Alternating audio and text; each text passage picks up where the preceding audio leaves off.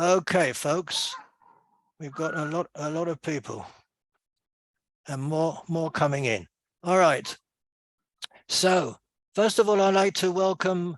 I don't know if it's first of all, but welcome to all the people who haven't been before, and very pleased to see you.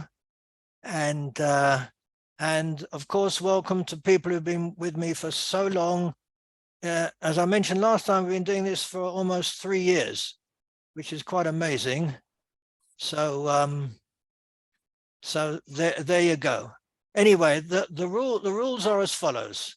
I talk as shortly as I can, which is not easy for me because I've got a lot to say generally, and a lot to say about tonight's topic as usual, and so I talk short as I can. Then afterwards I open it up, and I would ask you to please try and speak as briefly as you can, because then it gives everybody a chance to come on and talk, and then you will have a chance to talk again. But everybody will, anyway, you'll talk about things that interest you and that you catch from it. I can't speak about everything I want to, but I'm going to throw things at you. So is the world going to the dogs? Is the situation worse than it has ever been? Or is our historical memory faulty? Does not every generation think that things were better in the past? This is not a yes/no question, folks. It's a huge topic, as I said, that takes in psychology and sociology and history, philosophy, and more. It is obviously personal and subjective, as most topics are. So, okay, those of you, well, most of you will know about Steven Pinker's 2011 book, The Better Angels of Our Nature, Why Violence Has Declined. He shows a reduction in violence and discrimination over time. He has a lot of data to back up his thesis. The amazing thing is that came into so much criticism. I mean, he showed data, people did not like it. I found it very, very strange. I wanted to know, why did it come in for so much criticism? Strangely, or perhaps not, much of it came from God believers, that it was anti the Bible. But why would people want to believe that things are worse today? They really want to. I get this all the time. They hope we all die out so that the world is in a better place, which is really strange, because if everybody dies out, nobody will know it's a better place. But anyway, we seem to be in a sort of nihilism of the present culture and the dearth of creative thought. The trend seems to be pessimistic, and there is certainly things to be pessimistic about. There is much fluff in music and art and celebrity shows and cooking shows, veneration of celebrities and politicians in their great depth that we see all around us. So on the other hand, there is hope, or perhaps false hope, for the future, like Elon Musk and civilizations on Mars, or time travel to better places. But wherever we travel, though, we take ourselves with us. So I don't see how taking ourselves to Mars, we're all going to be sort of better off. But anyway, but it's a sort of mixed and somehow random list of despair and hope. Conspiracy theories are everywhere. Conspiracy theories are basically that everything is bad, and there's no hope, as we are being manipulated by the few. Then we've got the Ukraine thing, and we've got China, and we've got escape to AI, and we've got relying on AI. But there is an optimistic trend that some people go for. We have a solution to problems now that did not exist even a few years ago, ranging from ways to manage diabetes to cancer treatment, never available to our parents and grandparents. There are established social safety nets in most democratic countries. In democratic countries, there are constitutional human rights. Well, maybe. Democracy, in fact, any system works on trust. That is, if the people accept it. It's like money. I mean, you're given you give over a piece of paper and you expect to get things, but only if you believe that that piece of paper could mean something. It all works on trust. Okay. Unfortunately, there's still systematic racism and gender discrimination. All that still exists, but there's been much social progress in the acceptance of every human being having rights, regardless of race, religion, or gender. That is in theory, of course. So for some, there's been a lot of progress. We have a long, long way to go. A question would have to be whether past progress guarantees continued progress, or rather that it is leading to disaster. I want for a second to check something that first of all, is everybody, there are lots of people not on cameras, on videos. Please, please, please, please put on your videos. I really would like that. I think it's much nicer for all of us. What we all face all the time is language, of course, and language seems to have changed for the worse. The desire to use short, exact language is thwarted by the inherent approximation of vocabulary. I wrote quite a bit about that in my book, Time to Tell. It was tried, this shortness of language, in the world portrayed by Orwell's 1984, in which language can be pared down to say only what is necessary, leading to totalitarianism, where the dictator controls thought through language. Today, language has become shorter and shorter. Look at Twitter, Instagram, TikTok, etc. Short does not make for correctness. On the contrary, it makes language even more approximate.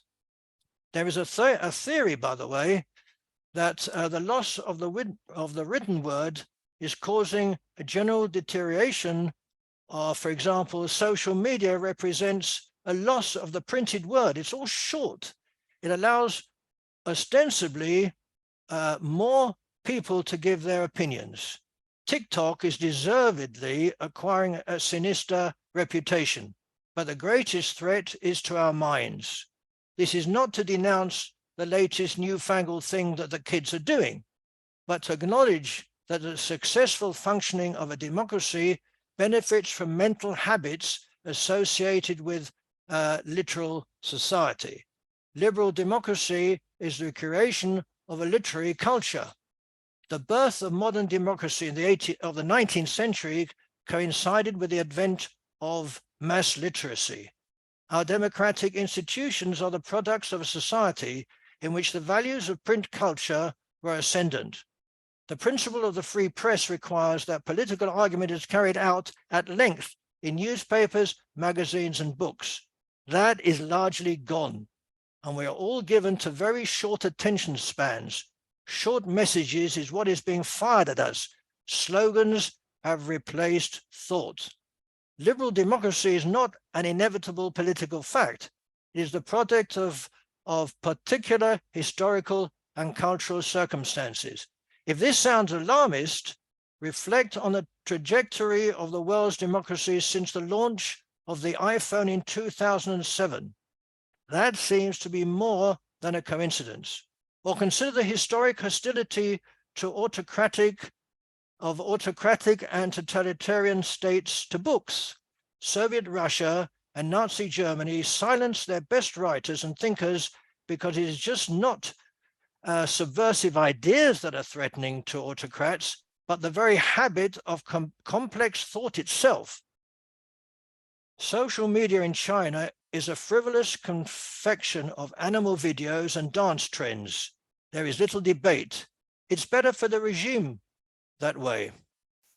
Now, as I see it, the very basis of our discussion, at least as far as I'm concerned today, is relativity, subjectivity, and objectivity. Now, if we have differing opinions about what we see, i.e. what is happening, does it mean that there is actually something objective, something real behind it? I mean, after all, if we've all got different ideas, maybe there is something in the center of it, objective. Is there an objective truth? Could anyone say that things are objectively better or worse today? Or is it our consciousness that changes reality? We may be inclined to believe that when we observe something in the world, we are passively looking at it just the way it would have been had we not been there. Now, how is that possible? There is no way to define a reality that is independent of the way we see the world according to our background and much else. And here comes the popularized, it's all relative. Relative to what? To the past? To the future? Anyway, who can judge whether it's all relative? We can't. We're influenced, stuck in what we are in our state of knowledge and understanding of that knowledge. We all have our own worlds, our own boxes, if we come to what we talked about last month. Subjectivity that is objective to each of us. Each of us is subjectively objective. The allegory of Plato's cave, I presume I don't need to go through that. People were strapped together, could not move, a fire behind them. What they saw were shadows. And that was reality. What happened was that some people escaped and they were blinded by the sun, and they rushed back again to something that had been better before, their reality. Everything was better in the past. And let's have a couple of words about nostalgia. Whether the good old days were really as good, free and innocent as we remember, we don't know. As nostalgically comfortable as it sounds, a trip down memory lane is possibly a trip to a false past. As American philosopher John Dewey put it, time and memory are true artists. They remold reality nearer to the heart's desire. It's somewhere that we think we would like to be, usually better than what has happened later. Here is how James Joyce wondered about it in Ulysses. I was happier then, or was that I, or am I now I? Can't bring back time like holding water in your hand. Would you go back to then, just beginning then, would you? Memory lane is becoming unrecognizable, and it is so because, as Don Draper in the TV series Mad Men puts it, nostalgia is a twinge in your heart, far more powerful than memory alone. We obviously have to talk about history because that's what we're going into, the past, the possible past. Perhaps not surprisingly, history is to a large extent a clash between nostalgia and an extremely murky past. Nostalgia is so fuzzily wonderful because what has been remembered is enhanced by what has been forgotten. History can be good at leaving out uncomfortable details. The problem being that we cannot know what they might have been. The notion that what happened was better than what is happening is an extension of the also common memory of summers of our youth, having been longer, warmer, more carefree, and generally more. The past is generally perceived to be better than the present, whatever the present holds. This has a long history. Socrates is quoted as saying, "The children now love luxury. They have bad manners, contempt for authority. They show disrespect for elders and love chatter in place of exercise." In the Woody Allen 2011 movie Midnight in Paris, the character Gil Pender is transported every evening to the 1920s, where he meets Adriana, and both are eventually transported back to the 1890s, Belle Epoque, an era Adriana considers Paris's golden age. It is when Gil hears Toulouse-Lautrec, Gauguin, and Degas state that the best period was the Renaissance that he comes face to face with the realization that people are never satisfied with the present and always consider the past to have been better. Accessing old memories and reassessing them seems to be a very human thing. What we now love above about Paris, Baudelaire in 1855 decried as over-urbanization and senseless modernization. What is the world coming to has been a plaintive cry throughout history. The ancient Greeks and Romans fretted about the young and their callous disregard to the hard-worn wisdom of their elders. The 17th and 18th centuries had their poets, writers, and philosophers who famously idealized the noble savage, a being who lived in harmony with nature and did not destroy his surroundings. Nowadays, we worry about our kids as digital slaves who grow up surrounded by electronics and can't put down their smartphones and iPads. No doubt, our Paleolithic ancestors felt something similar when they painted images on caves to show what was outside while yearning for the good old days of plentiful food. In that light, prehistory was best of all, of course, a world in which everyone is imagined to have lived in unspoiled nature, where people were content with their lot in social units, all living in harmony, and natural medicines were bountiful and effective. The corollary is that modern lives are out of touch with the way human beings evolved, and that we need to redress the imbalance, as advocated in newspaper articles, in morning TV, in dozens of books, and by self-help campaigners who promote the slow food or no-cook diets, barefoot running, and other measures to get us to live more like our ancestors. The fuzzy age of nostalgia is everywhere. We can see it alive and well in the books of Jane Austen, with the idea of an England where even the poor people didn't have it so bad. Really, reality was very different, though. Children worked the mines, people dug up freshly buried corpses to supply body parts for research, while still in 1816, a year before she died, human excrement floated down the streets of London. Nostalgia plays havoc with even recent memory.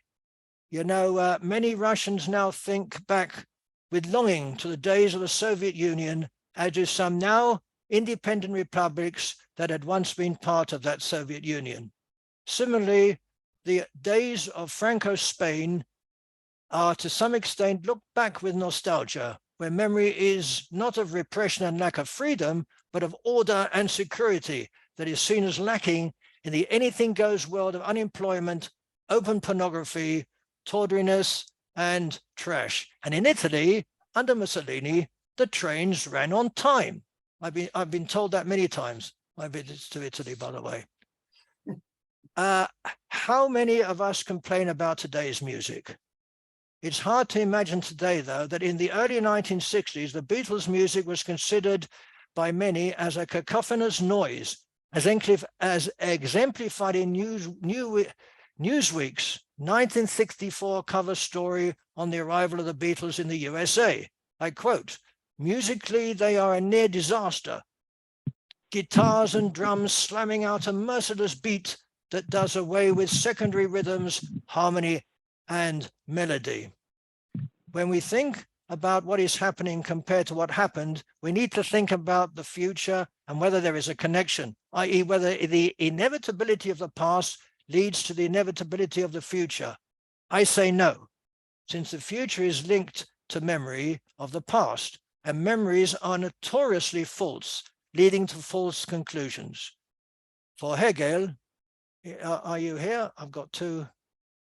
Okay, somebody always likes me to talk about Hegel, so I always do, just to slam him. For Hegel, contradictions were a cornerstone for his philosophy. He believed that contradictions are an inherent part of reality, and they are necessary for progress and development. According to Hegel, every idea or thing contains its own opposite, and the interaction between these opposing forces creates tension and conflict, which leads to a synthesis or higher level of understanding.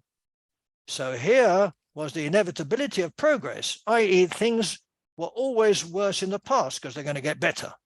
Okay, now how to make things brilliantly wonderful. I don't know if people who are not British know about Russell Brand. If you do, I will carry on and slam him mercilessly. Russell Brand type argument is about universal love and agreement. You can see YouTube of his talks.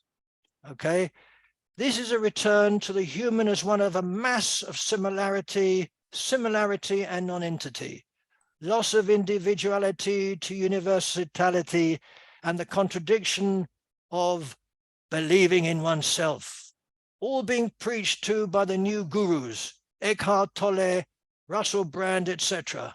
God has been replaced by human gods. Instead of covering himself up, as did priests of yore, Brand flashes a bare chest, tattoos and all, personal appearances on a stage in front of adoring fans, and then he comes down to bless the believers. He hugs each one. The joy, the joy, the joy. So Dostoevsky said that if God is dead, man can do anything, which Sartre picked up in an optimistic way to say that man is then free to do anything. Does it make us feel better to agree with the Copernican principle that we are a mere speck in an enormous cosmos? I'm wondering if fear of the future is fear of the past. As far as we're concerned, the past is fixed and therefore gives one the security of things having been simpler. Also, the fact that the past is completed, in that we know its outcome, makes it better than what it is still open and thus unsteady. That's why the scientists and or philosophers who actually break the past are so special. It takes guts and the opprobrium of the majority to do that. How am I doing with time? Let me have a look. Oh, crumbs. Okay, I have to leave a lot out. Okay. We are waiting for what is ahead of us to become the past. In that sense, we want the past to be our future. The seeming urge to go back is actually the desire to move the past into our future. It's on the lines of the impotent urge to be young, but with the experience of being old. It's a cycle that drives us literally forward, the urge to bring the past to the future while having the future become the past. From the beginning, from the moment we are aware, we know that life towards the future is also a countdown towards the end. Therefore, we get more depressed as we move forward to the end, always being sure that it was better before. But if the future afterlife, if one believes in it, will be paradise, then this present life will definitely be worse than what is still to come. So we are stuck in a place between two possible or impossible worlds. We are permanently in a state of uncertainty, which is worse than the past and anything. And religion doesn't help, by the way. It all began with chaos, according to the Bible, which states that in the beginning there was tohu vavohu, which is Hebrew for disorder and chaos. Things didn't improve after that, with Eve not at all content with the perfection of the Garden of Eden. Therefore, it was downhill all the way, with evil and general mayhem on a roller coaster to the present. The three monotheistic religions talk about the end, and there'll be the final wars and destruction of the earth. The apocalypse has been variously predicted for the year 500, based on the dimensions of the Noah's Ark, the year 1033, on the 1000th anniversary of Jesus' birth, and the year 1600 by Martin Luther, no less, as variously by Jehovah's Witness, Nostradamus, etc. When nothing happened, the world did not end, the Messiah did not arrive, did any of them throw in the towel and stop believing? Of course not. And so we come to AI, which I have to mention, it's on everybody's mind. In theory, AI gives us hope for the future, where AI will, and already does help us in so many ways. That has a strange downside. When we abrogate our intelligence to artificial intelligence, AI threatens our sense of specialness. which was questioned in light of Copernicus's positing of the specialness of us.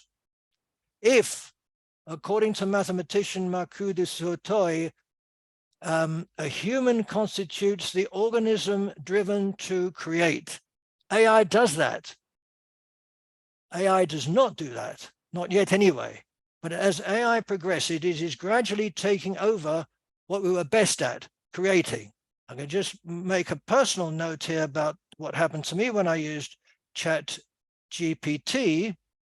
It has some downsides. Making us creators doesn't necessarily mean that we will be creative.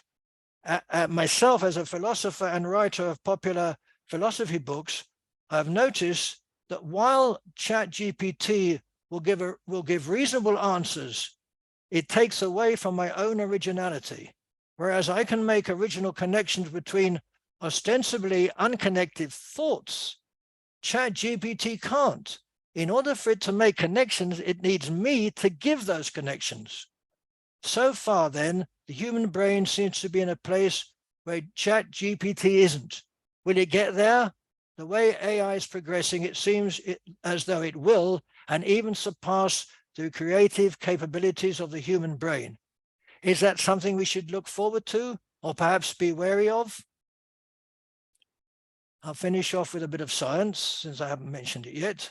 Until the 20th century, Newton's view of a universe that works in an orderly fashion was rooted within culture in all spheres.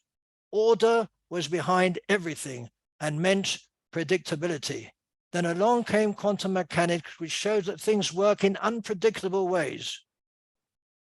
Some 70 years ago, Schrödinger suggested the paradoxical fact that the laws of classical physics, such as those of Newtonian mechanics and thermodynamics, are ultimately based on disorder. Stephen Hawking refers to the luck of imperfection when the universe was formed after the Big Bang through gravity. Had there been perfection, he says, the stars would have aligned themselves perfectly, equidistant from each other, and nothing would have happened. Instead, with slight imperfection, the stars came together in clusters. How could, in fact, nature be harmonious when humans themselves are a mass of dissonance, which part of nature? I will finish here with a quote from Peanuts by Charles Schulz. Charlie Brown, someday we will all die, Snoopy. Snoopy, true, but on all other days we will not. And now I have finished for the time being, and oh, I see hands, many, many hands. Okay, so it's up to you to tell me that you're depressed, or you're happy because I'm wrong, or not happy because I am, whatever. So, Alan. Yeah, I was wondering how you were going to deal with this rather crotchety subject. I think you've done rather well, and I think that what I have to say, in a sense, extends what you just said. I think what you're basically displaying is a kind of pan-glossy vision that in travail there's a silver lining, and I'm going to when I thought about your subject, well, first of all, I wondered, well, how you're going to deal with it, but second of all, I thought back of an essay that I read years ago that seemed to me to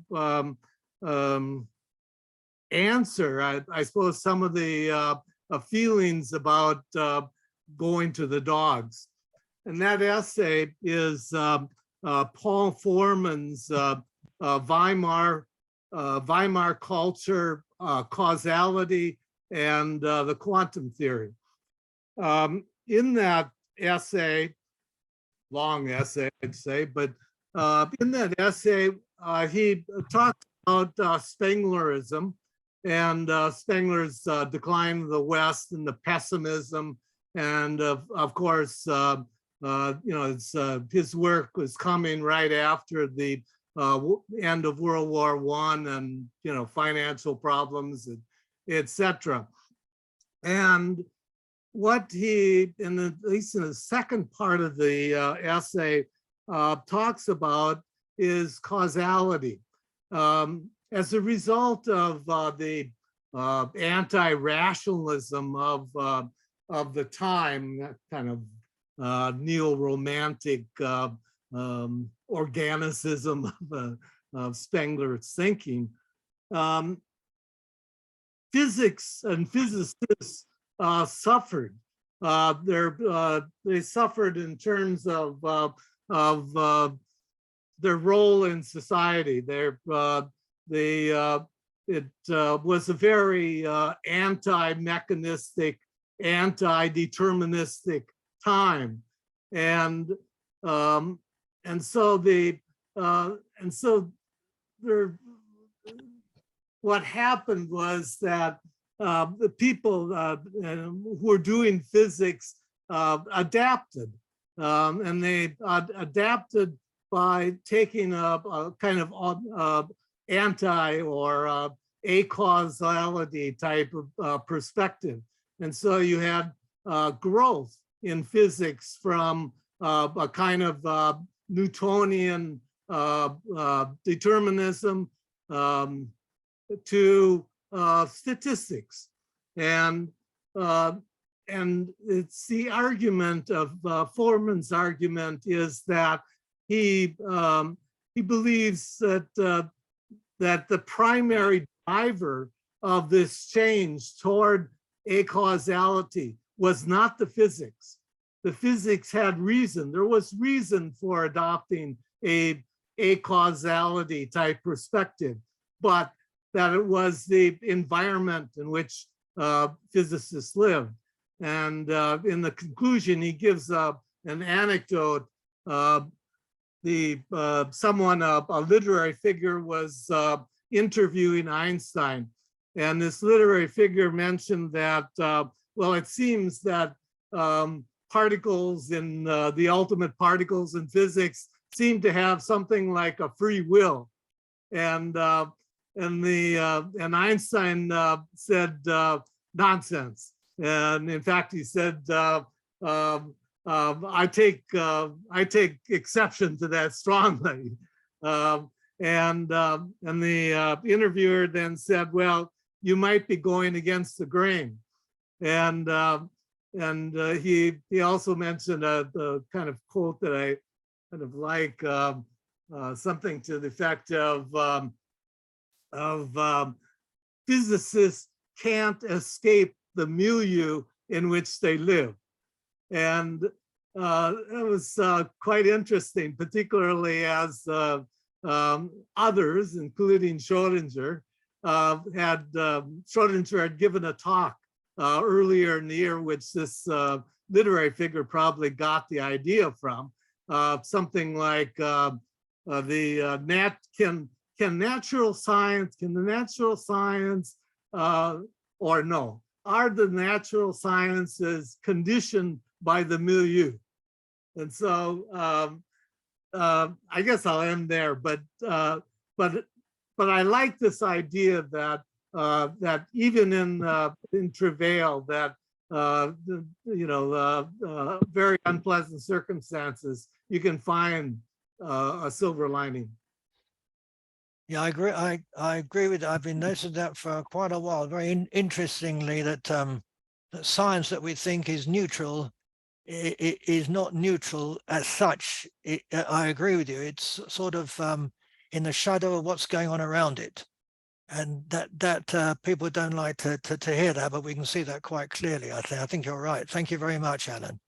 Terry, hi there. Hello, hello. How's everybody doing? We're all doing fine. Always good to see some familiar faces there. Tony, I'd like to see how you've captured my technique of a photograph of myself behind myself. So it works. Well done. Comments on two topics, AI, of course. Of course. quick comment on ChatGPT. Keep in mind, I am literally one of the people who helped fund the development of the technologies that went into this. By funding it, I mean, I helped compete for government funds that then went out to major universities. I helped get, I don't know how many millions of dollars out to major universities to help develop these technologies. In particular, the neural nets that are the basis of everything that's going on right now. Jan LeCun, Jan LeCun, with that time, people were saying, oh, he's just old stuff, you know, that stuff doesn't work. It's back from the 50s. Well, the computer technology caught up, and guess what? It worked. And I still remember the chagrin of so many of the other AI people said, well, we got the advanced stuff, you know, that's just old stuff. And then the neural nets just took over everything. To an unfortunate degree, because there's severe limits on that technology. And what I was going to point out is these chat GPTs, here's what they are in a nutshell. They are the fastest, most global learners you've ever seen. That's all. They do not learn. They are dumb as. If you don't give them what the connection is, they don't do it. Now, in terms of reusing it, in terms of reformatting, in terms of translating, by the way, huge progress on translating. So if somebody has a solution over here, they translate to another language. ChatGPT says, here's what somebody else on the other side of the world thinks about AI, or here's what somebody else on the other side of the world thinks about Ronald Greens. It is amazing. In literally milliseconds, you can pick up and figure out what's going on, and then make that connection. That is not creative thinking. That's fast learning. And we should never, ever make the mistake of thinking, and this argument with people multiple times in different comments saying, don't give up your intellectual ability to think creatively just because you're so impressed by GPT. To do that, to say that GPT is how humans do it, you should give up your humanity. So please don't do that, because in doing so, you're sacrificing far more than you realize. Because those who are inside and seeing some of the guts of these things, they know what they aren't. And we'll never, one of my arguments on some of the funding is that we should stop pushing neural nets as deep learning. They're not even deep learning. They don't learn anything. They just recognize things. And that's not the same thing.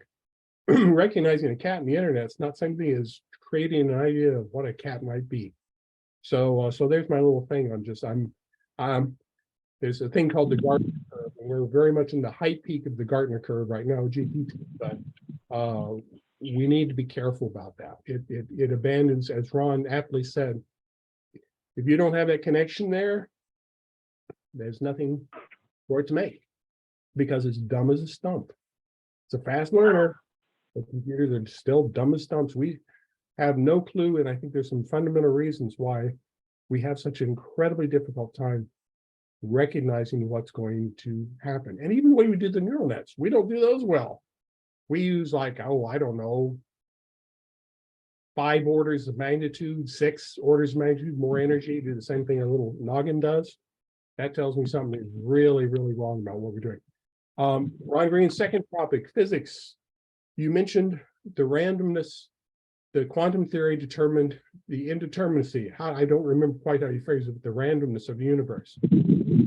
You realize that you fall into a Hegelian type trap when you say that. You're assuming that the universe is deterministic in the first place, and therefore, when it doesn't behave exactly the way we thought, that it's random. The randomness presumes an absoluteness underneath it, that there's no reason to think it exists. There's a different way of perceiving these same things in which we abandon the, I like Alan's point about the milieu that which we abandon. The milieu, I can't pronounce that word, by the way. How do you pronounce that word? The era in which we're embedded is that absolute determinism is underneath everything. We have been taught that in calculus. We have been taught that in our math. We have been taught that for centuries, literally. Down at the bottom, it's all absolutely points, deterministic, finite, infinitely finite. Everything's perfectly determined. Einstein was an absolute believer in this, so that would be an example of that. But this belief that everything is fully determined, it's our mindset from which we perceive how does it actually work. And if you think about it, that's a devastatingly subtle little trap we fall into. We assume that instead of the universe synthesizing as it goes, that when a quantum mechanical decision is made, that actually it is just synthesized. So, well, you know what? Let's make reality go this way because it wasn't determined before. There was nothing there. There's no determinant, but there was no absolute path. There was no world path that goes back a billion years. Let's go this way. Let's try something new. That kind of finiteness, I think, terrifies us. The idea that the universe is ultimately has a limit to its resolution, has a limit to its specificity. For some reason, that terrifies us.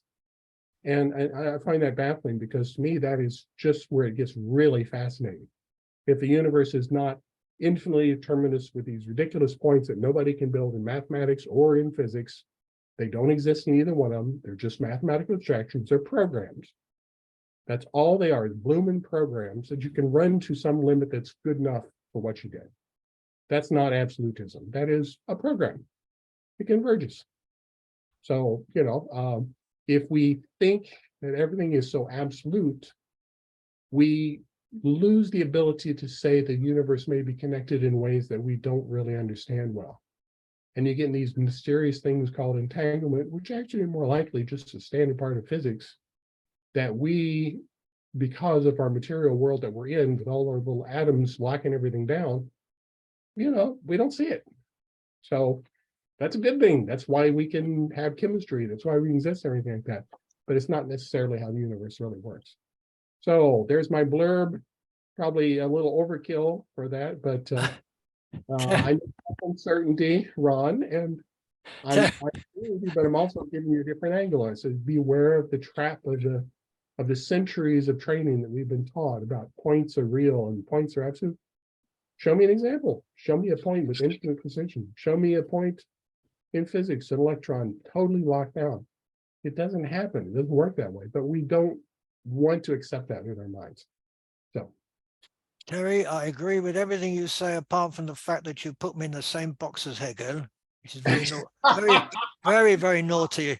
And every month I do say something.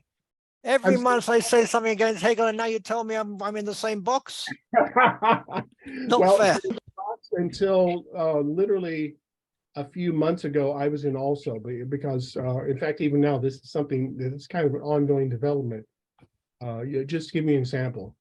Space-time has a lot more to do with atoms than it does with what people think about the galaxies, because the understructure of the universe is not linked. We know that from special relativity a century ago. There's no such thing as a finite length of something because it varies by the observer. The actual number, which is just as algebra, this is not some complex matrices stuff, but you take the actual algebra, the quantity that is invariant is not what we call distance, and our brains can't figure it out. So we force it into something that it isn't, and we call it distance. But distance works great as long as you have atoms. You don't have the atoms, you got spaceships and separated by space, all of it falls apart and we start getting baffled. But and yet the end structure, it's there. It's just that we don't understand it very well yet. We've got to make a little progress on this point. It only takes, discarding some of the determinism that we have so deeply instilled in our culture to do that. And that's a tricky business, but it's also a necessary business. All I have to say to that is that when you say it is something, I immediately say, well, hang on. If you know what is, then it's okay. We'll have to talk about that. Yeah, and that gets the Lorentz area distances are something that we need to have a discussion about at some point, because there does seem to be an underlying infrastructure that has a resoluteness to it that you can't, just like we know we can't immediately influence a star far away. That's not our imagination. That's for real. But the relationships are so much richer than that, than a single link metrics tells. So yeah, there's something going on, but this is something still to be determined over the next decades. But I think some interesting things are going to come about. So thank you very much. Thank you very much, Terry. So there's a lot there. We're going to get back to you. And now, Michael, please keep things very slightly shorter because everybody wants to talk. I will, because I'm going to another event in 10 minutes. That's very naughty. And interestingly, this another event is about Chat GPT that Terry was talking about. And I completely agree that Chat GPT is not a superhuman or even human level AI, and it's probably even not on a track that would lead to this superhuman level AI. But this does not mean that this superhuman AI cannot be created, and it can be created or maybe rather evolve sooner than most people think. And if it happens, it would change everything. But we don't know. But on a bigger point, what Jeroen mentioned about uncertainty, so I think that as long as we have only one instance of humanity on our single planet, we will always have this uncertainty. Because we will never know for sure whether what we perceive as change to the worse would not turn at the end as change into something better, or another way around. And we saw this in the history, and we keep see this like every day, when something that was intended to improve our life have some really bad consequences that people did not immediately realize, or even if they did, they just were so tempted by these big promises of these new technologies, new innovations, that they just ignored them. And this will always be the case, but only, I have to repeat, as long as we have only one instance of our civilization, and exactly one.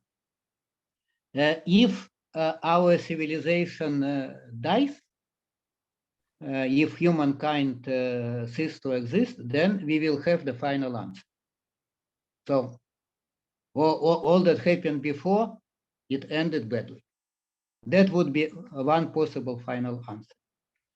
And another, maybe not exactly final, but close to final answer would be if our civilization manages to settle the outer space, to become spacefaring civilization, and this way to create multiple opportunities for experimenting, for improving life. And maybe many of these civilizations or space colonies or whatever, how you call them, many of them would probably fail, but at least there will be a possibility that some of them would succeed, some of them would find something better, and this would be a sort of positive solution for this dilemma. But until it happens, we will always have this uncertainty, sort of Schrödinger's cat situation. And until someone opens this box, we will not have the answer. And if cat is alive, that only will happen if we get to other worlds. That's the only way to ensure that something better would ultimately happen, would have a chance. So that's nobody's yet opened the box, and nobody ever will, because you won't find an alive and dead cat. Well, we are within this box, so but while the box is closed, you can say whatever you want about it. Once you open it. But maybe we can open it. So that's my little hope, that maybe we can open it. And then and then you'll find a dead or an alive cat. You won't find both, will you? I mean, maybe that would be interesting. Right. That would be very interesting. Right. Another hope that maybe we will find it alive after we open it. Oh, that's all right. That would be very nice. Thank you very much, Michael. Thank you. Richard, Good evening, Ron. hi. I would imagine that most of us were brought up with a poster, especially those of sort of roughly between 70 and 90, a poster of the advancement of man, where you start with Australopithecus and advance through various shambling types, gradually becoming more and more upright until you reach the apex, which is modern man. But in fact, as someone who's reached my 8th decade, I am now going backwards towards the shambling man, and probably will end up on hands and knees eventually if I go on like this. And what I'd like to say is that this whole thing is obviously subjective. Now, you, I think, when you mentioned that artist whose name still slipped my memory, but when you mentioned him, you were guilty of the same thing that someone, when they prosecuted Alcibiades, and forgive me, it's over 60 years ago since I read it. I don't think it would have been Socrates, but someone said that he showed how the younger generation were totally going backwards and that they had to look back to the golden age of Athens. If you remember, Alcibiades had been accused of getting into a woman's religious rights by disguising himself as a woman. And I think that every age, people have this tendency to do that. And when you said that about Brand, Russell Brand, that was it. You are doing the same. I mean, I haven't actually read his book. If I've tried to read a couple of his articles. He's a typical artist, a typical stoned out artist, I would have said, who's partially picked up some ideas, but not put them in any sort of particular order. But it's possible that with age he's increased it.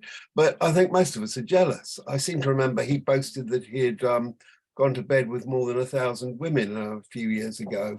And most of us can't even imagine that. Now, that is a very shallow idea, but certainly when you're 20, 25 or so, probably most people, most young men would really like to think that they could be like that. Personally, I think that as you get older, you realize a deeper relationship with one person is more satisfying. But at the same time, what I'm saying is there's going to be people putting forward ideas always, and the young always put forward ideas that are meant to shock the older generation. It isn't actually the validity of the argument that counts, it's the freshness of the argument. And artists, poets, writers, even philosophers are more seeking originality and to break the tradition rather than just putting up the same thing, possibly argued better, possibly advanced a little bit. Okay, you don't like Hegel, but I would say that always we are advancing in a dialectic.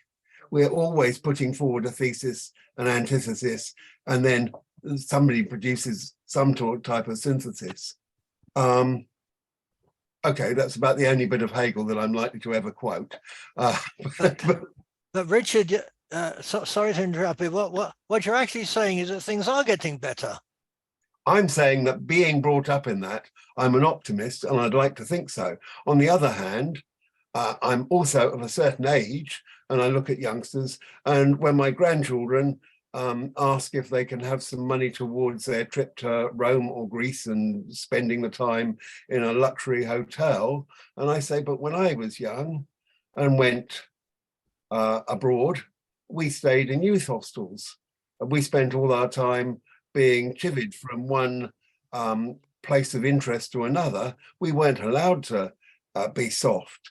When I was at boarding school, we were made to have cold showers after rugby, however cold it was. And so, yes, I understand every generation will look back at the younger generation and dislike it. But yes, part of my optimism is I look at the woke generation, or whatever they call the snowflake generation, and I think they're actually more concerned with ethics than we were possibly. they're more attuned to other people. They have more empathy than we do. And I think that is possibly a good thing. And that I do think that there are advances, but at the same time, we look at Russia and its attack on Ukraine. We look at China, and you realize that I think it was Popper who advanced the idea of the open society and its enemies. And Plato is among the enemies. And I'm both really for the open society. I believe in it. And at the same time, I also believe that possibly the only people who ought to be allowed to vote are people who can pass an exam showing that they understand the basis of politics, sociology, science, philosophy. In other words, other people who are educated to degree level. And that this is being an enemy of the open society that I advocate. Yep. So I say that we are all this contradiction, and we all have to watch it. We're all inside the cage, and some of us try to break out and see beyond, but it's much easier. And as you get older, you get more and more entrapped inside, and you tend to look, instead of using a telescope to look outside, you tend to use a microscope to study the smaller elements and concentrate on those. And also in ethics, I've become, I mean, the ethics you acquire are the ethics of the society you grow up in to some extent. And you and I are children of the 60s, and we believe in revolution, and we believe in trying to break out. But also, are we caught in being caught in a cage of the 60s?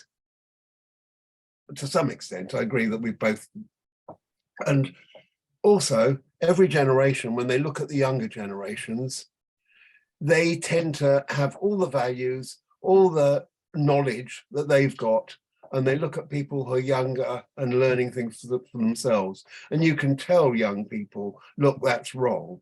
But until they've experimented, you can say, if you put your hand on the fire, it will burn you. But they need to probably put their hand towards the fire and possibly actually touch something that's too hot to understand what it is. Okay, the other thing I would like to mention, I really liked what Terry was saying about AI, although he goes way beyond me. But as I said the other day, I feel, and Terry didn't do this, nobody does, we need to define our terms. We need to really find out what people mean by artificial, what people mean by intelligence, what people mean by the combination. Excuse me for just a second. Oh, okay. I really feel that until we decide it, if you want to say machine learning, back when I was young, when you talked about AI, you talked about separate areas, you talked about robotics, you talked about natural language understanding, you talked about pattern recognition. There were 6 areas in all, but there could be more if you like. And there was something called hard AI, which was very popular if you wanted to achieve funds, where you believed that it was possible to get computer to actually think and think better than a human being. Or you had soft AI, which is where I was, where you said, well, look, it's fun exploring this area and we'll take any funds you'll give us. But what's really interesting is finding out more about logic, finding out more about human psychology, finding out more about what we're trying to do, and also interacting with the machine, even if we aren't able to do it. So much is, with AI, so much that people, look, if you look at papers like the Mail or the Express, they tend to mean one thing. Well, they don't actually tend to mean one thing. They intend to mean many things, but most of them are against what they call AI, but it changes depending on who's writing the article and which article it is. But they don't seem to realize that a lot of what they call AI, quite a lot of it is just algorithms, is just programs that analyze data and the collection of data. But it's also things like using scripts. It's imitation, it's illusion, the illusion of intelligence. It's not trying to get intelligence, but until you can define what intelligence is, does it need consciousness? Can you put consciousness? the ghost in the machine, if you like. Can you put the ghost into a machine? Does the ghost exist in the human machine? Is the human body just a machine? There's so many questions that aren't answered that are fascinating, but until one defines all these things, you won't get any consensus because people are talking about different things depending on where they come from. Richard, thank you very much. I just I want to think say yeah. two things. One is that there are many humans that I know who have an illusion of intelligence as well. That's the first thing. We've discussed Okay, that. Everybody. I can't really tell the difference sometimes between a machine and a person. The second thing is that you often say we have to define our terms. If that is the case, all we need is a dictionary. We look it up. What is consciousness? That's a definition. So that I always object to that, defining terms. But the whole point of being here is we can't define the terms. We have to do something else. We can't define AI. We can't. Even Terry can't, won't, can't, will not. He can't, because My argument changes. isn't okay. In defining terms, you can't use a dictionary because once it's written down, it loses any future development in that area. And when I say define terms, I mean define the terms of the subject when you're talking about it.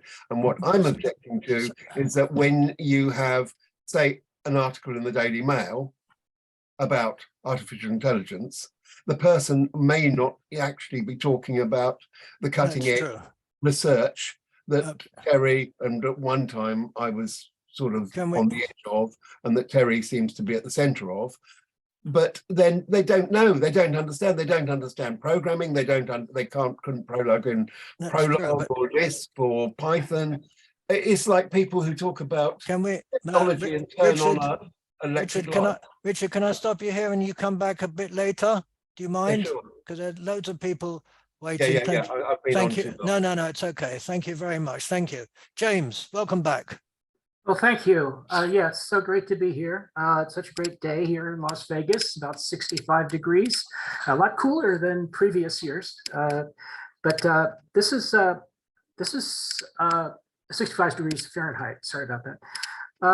Yeah, so it's great. I didn't think this was going to be so interesting. And you're right to bring this back to the Woody Allen movie. And I think that's a very good analogy to the subject. And I wanted to mention that my daughter called me this morning, and it was so wonderful. She invited me to Greece, a vacation in Greece in October and November when it's a little cooler. And that was really, really wonderful to have family that's so thoughtful. So I'm really looking forward to that. And kind of elated.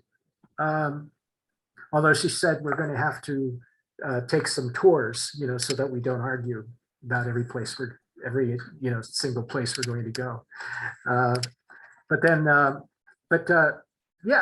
guess I wanted to comment on. I don't know whether to comment on what to comment on first. I guess the main idea, just on the main subject first. Yeah, my idea about objective truth is that's okay. Just make sure you do it on your own time. Okay, it's not, that's fine. Objective truth. If you're looking for objective truth, just do it on your own time. Jean-Paul Sartre, he didn't echo Dostoevsky quote in Brothers Karamazov. That man will. That without God, man can do anything. No, he said that man has to serve himself. That's Sartre. Okay, so don't get those confused. Don't get him confused with Dostoevsky, who of course was a wonderful novelist and created these brilliant, complex characters. Sartre very explicitly had a philosophy in which man is ultimately responsible to observe his freedom and serve himself. The idea of I wanted to mention In this conversation, I wanted to mention Aristotle, who I believe in on interpretation, I believe is the book. He says that we all think the same thing. And there's a certain truth to that. You know, we don't really believe that, but if there's a certain idea that we should think the same thing, or that eventually we think the same thing, you know, and so on and so forth. Or if we know a thing or two, we think the same thing.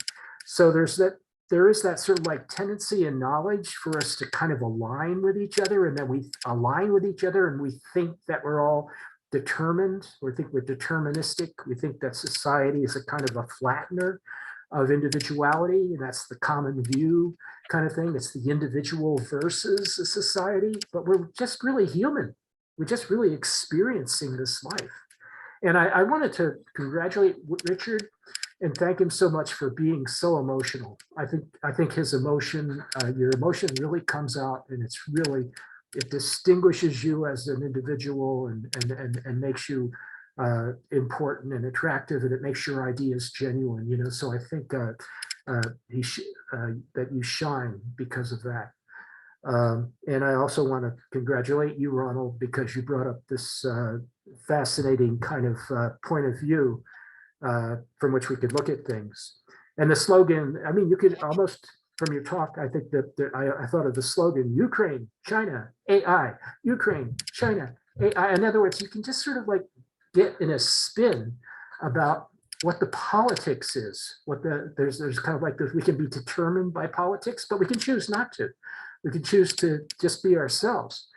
And I'm a programmer. I was, you know, I'm not a hard physicist. I'm a software engineer, and I noticed fairly early in my career, I noticed I was a genetic programmer. I was just basically, I heard the idea of genetic programming, and I thought everything after that sort of like became, how can I genetically program this? How can I genetically program that? And I think this is the nature of these systems, chat GPT and so forth. The nature of the system is this, there's genetic algorithms in the system that cause it to be able to adapt itself to a wide variety of requests and to serve the inquirer accurately, just like other genetic systems do, other artificial intelligence systems do. So this is a very good example. ChatGPT is a really good example of that. And I think in the future, computer programmers, people in computer science will be expected to understand genetic programming and be able to write genetic algorithms universally. It will be more or less a requirement of all computer courses that they teach genetic algorithms. And this is just going to be normal. This is not intelligence, really. This is just simply being able to program a computer to work genetically, to develop something using genetically, in other words, to be able to iterate through higher levels of accuracy to necessary levels of productivity. To productivity. In other words, the productivity isn't just that it adds, do, and do correctly, but that it can find new ways to do the calculations. And be able to adapt the way it does calculations to other types of problems. So, the idea of nostalgia came up, and impulse, you know, and that's kind of the idea of, please make the future the past, please. You know, that's a preference. That's the same idea. You know, you want to have absolute truth. You want to have the future be like the past. Yeah, have it. You can have the future be like the past on me. And if you want to, you can move to Idaho or Scotland or any place you want to sort of like slow down your existence and be more comfortable. And that's perfectly okay, because we all have the freedom to do that. And these deterministic thinkers that we have here, you know who you are. the only thing I have to say about that is that the idea that distant, I mean, you even talked about the idea that distance has to be, you say there is a physics, so therefore there is determinism, the whole universe is determined. And I think Terry gave the idea that because there is distance, that distance has to be atomic. And because distance has to be atomic, and because all the infrastructure of reality has a resolution, has to have a resolution. Therefore, we have this determinist future that we have to determine that the existence of everything has to be determined. No, nobody cares about that except for you. So it's okay, you determinists. Go ahead and be determinists. Try to find the ultimate measure of distance that and that is atomic and so forth. Yeah, have at it. But it's not the truth. The truth is us, and we are here, and we are going places, and we are developing the future. And I'm very, very happy about it. I hope everybody's equally elated as I am. Thank you. Thank you very much, James. You realize I disagree with some of that. The point that anybody can think what they want is problematic. The fact that everybody can have any truth they want is problematic. The fact is that if Terry says that things are deterministic, I don't think he means that we're actually going to get there. I don't think that's what he meant. It's not what I would mean if I said that things are deterministic. It doesn't mean we're going to get the ultimate answer just because somewhere there might be an ultimate, and I don't know if there is an ultimate answer, but anyway. My point is we can't think for Terry. He has to do this on his own, and and he's probably got some friends that think like that, right? So the ultimate answer is up to all of us. None of us has a secret formula, that causes us to be right all the time. We talk to our family, that's how it is, right? I get that from my family, it's not like you have to necessarily walk on eggshells, but you have to give reasons for what you say. So this, the nature of human communication being as finite as it is, we do have a kind of like a responsibility to observe the nature of reality as interpreted by the observer.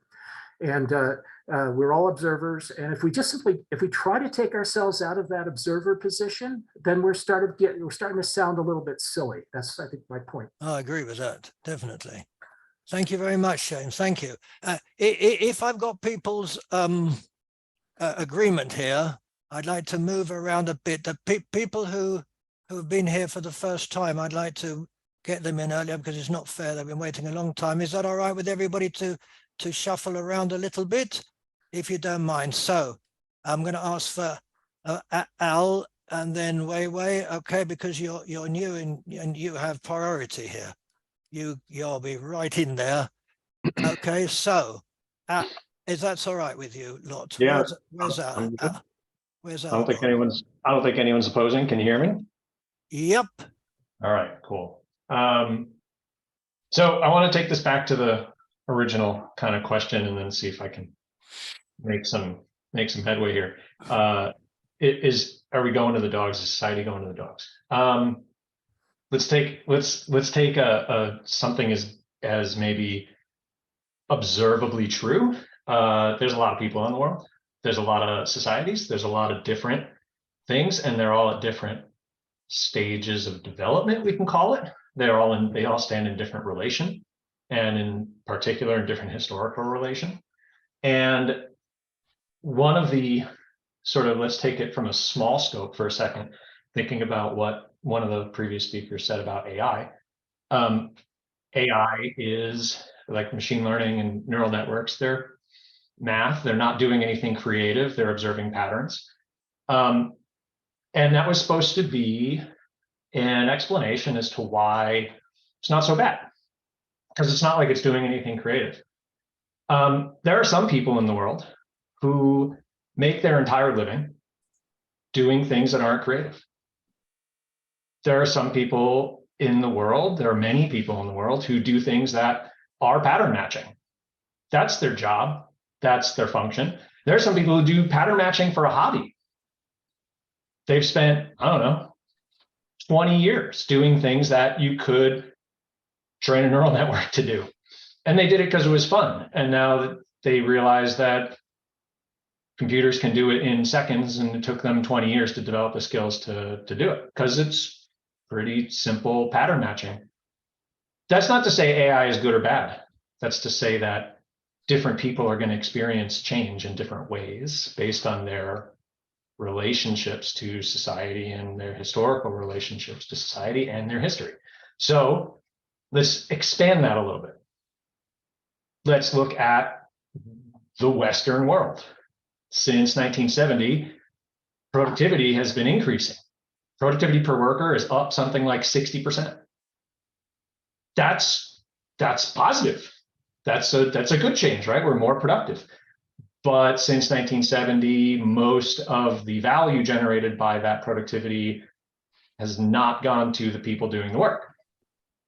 And now we have, in the US at least, right, the median income, the average income are nowhere near the median price of housing.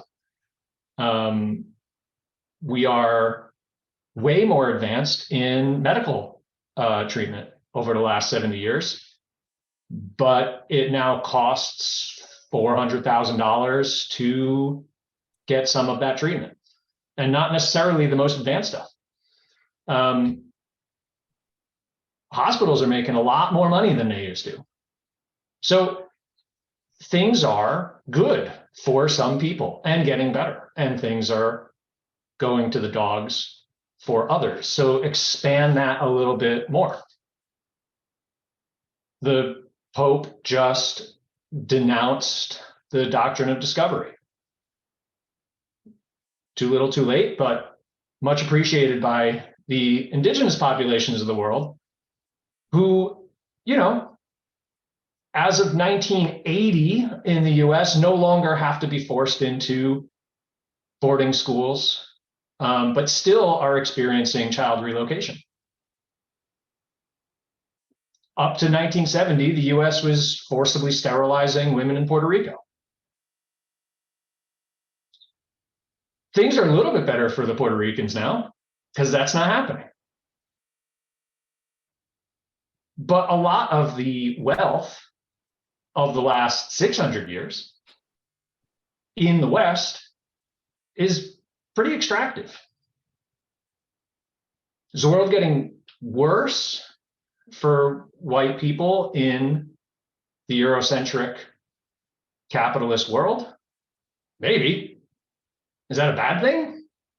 Or are we seeing a reassertion of sovereignty and an attempt at pulling back the trillions of dollars slowly that were extracted from the rest of the world by white capitalism?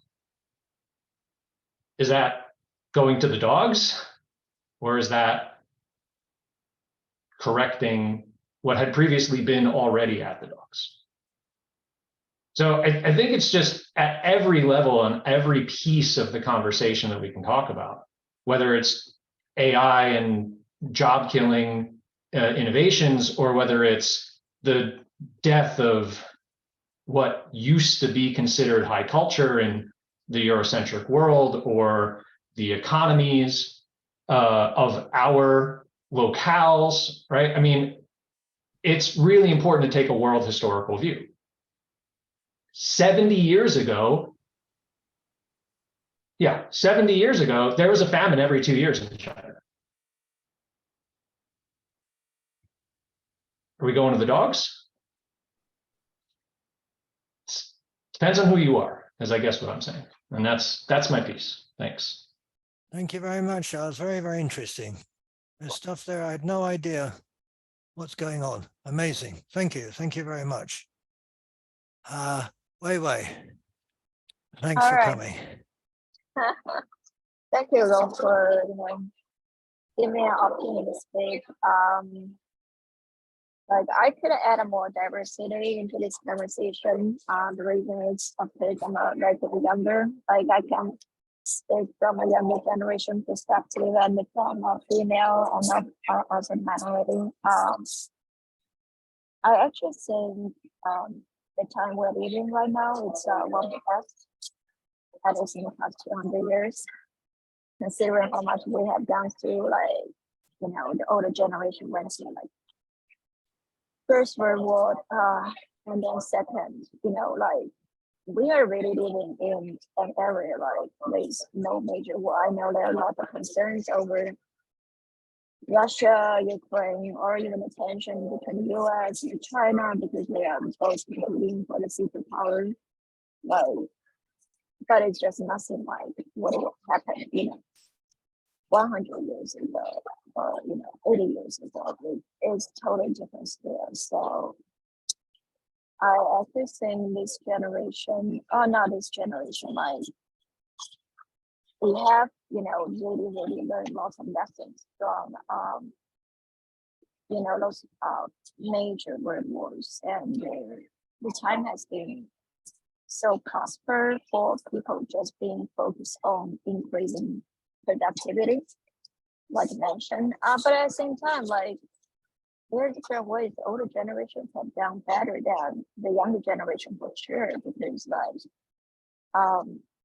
you know, with the rising of tech, social media, and you know, especially since the pandemic, like you can clearly tell like people, the younger people are more isolated than the older generation. Like for example, right now, you guys are here talking about philosophy and having a very engaging, productive conversation. I mean, this kind of conversation is very hard to happen, like at least among my friend circle, similar to my age, is that people are more paying attention to the outside world of the materials, right? Like we are basically in this, you know, rapid race of more and more materials, right? Like from when we were in school for fighting for better grades, or when we go to work fighting for better, you know, payment, and then want better house. I mean, it's like the younger generation is pretty more material focused than the older one. They are also a lot social as well. Like you can feel that their social connection is not really there. But yeah, I mean, I can see like on both sides, like how the younger generation is better than the older, while on the other hand, like older generation also, you know, has a lot of more knowledge from the younger generation as well. And regarding tech, right, like is tech making our life better or worse? I mean, there's lots of anxiety over crypto, AI, like where are you taking us? I mean, if you look at ChatGPT, yeah, I mean, a few years ago, the AI was quite dominant, and there are all companies AI team. And I always kind of put on this idea AI is going to replace human, because like based on all the AI technology I have played on the market, it's just not so advanced.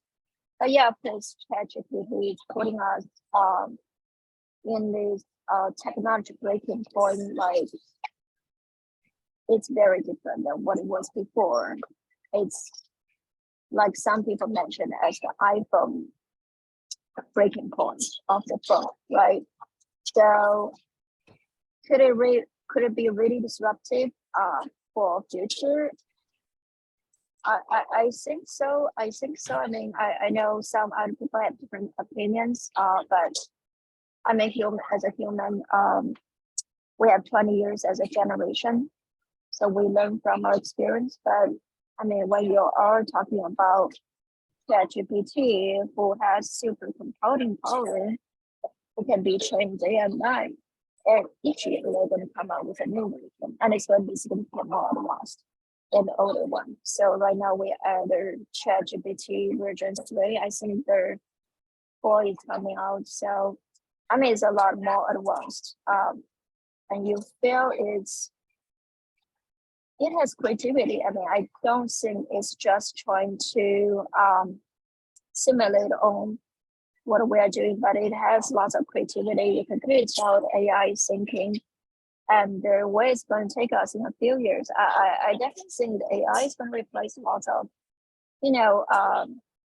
content writing jobs, and I mean, even probably potentially programming jobs too, because our developers are already exploring how you can extract it to the right code. I mean, it can suggest some like common patterns. It can definitely increase productivity. So yeah, I mean, are we going to the dark side? I don't think so. I mean, I think we're smart enough to balance it out. I mean, as a matter of fact, since the Second World War, we don't have any major world wars in the world.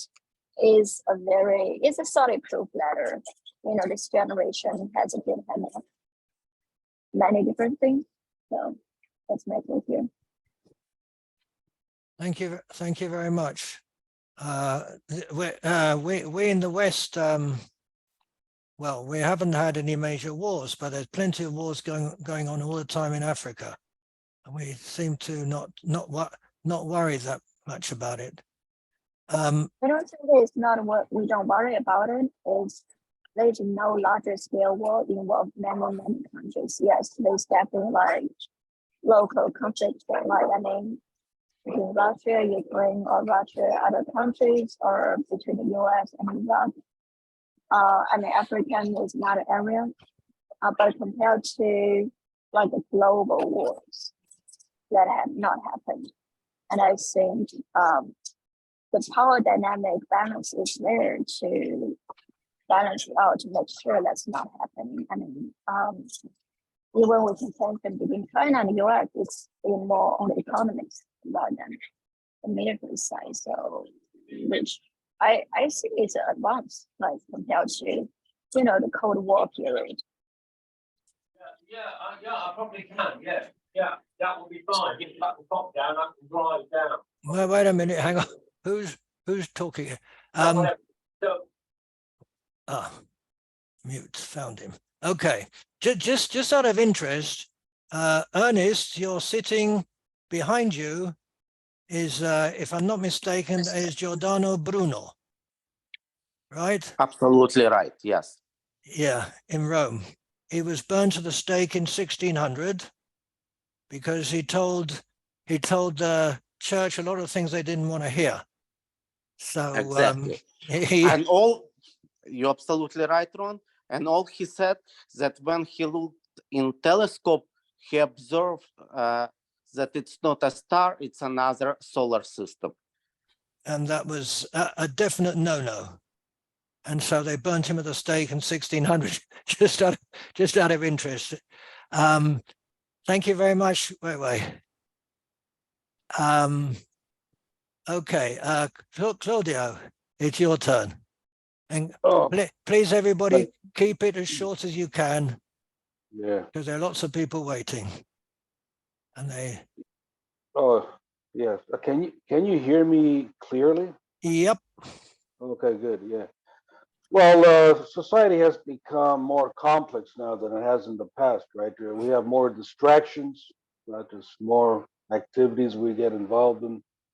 There's so many different variables, many variables that are used to, let's say, calculate, the happiness index or the well-being index, right? And then we got church, we got social media, for example, technology, sports, family, work, and the list is endless compared to the past, which was simpler. So when you in order to answer that question, are we better off today than in the past? You got to look at different aspects of the human condition, human existence, right? I can't do that. This is a time limitation, right? Nobody can do it. But I'll give two examples of how we're better off, and maybe just one example how we're worse off today than in the past. One way we're better off is, I think, like medicine and science. Because today we have all kinds of medicine that can deal with all types of illnesses, right? Both mental and physical. We even have vaccines that can deal effectively with pandemics, viruses, and We found cures to so many diseases. And you look, let's say, during the time of the Black Death in 1348, those people, which took the lives of like 170 million people worldwide, they didn't have these things, right? So that's one way, medicine and science, right? Another way we're better off, I think Wu Wei mentioned it, like, for example, wars.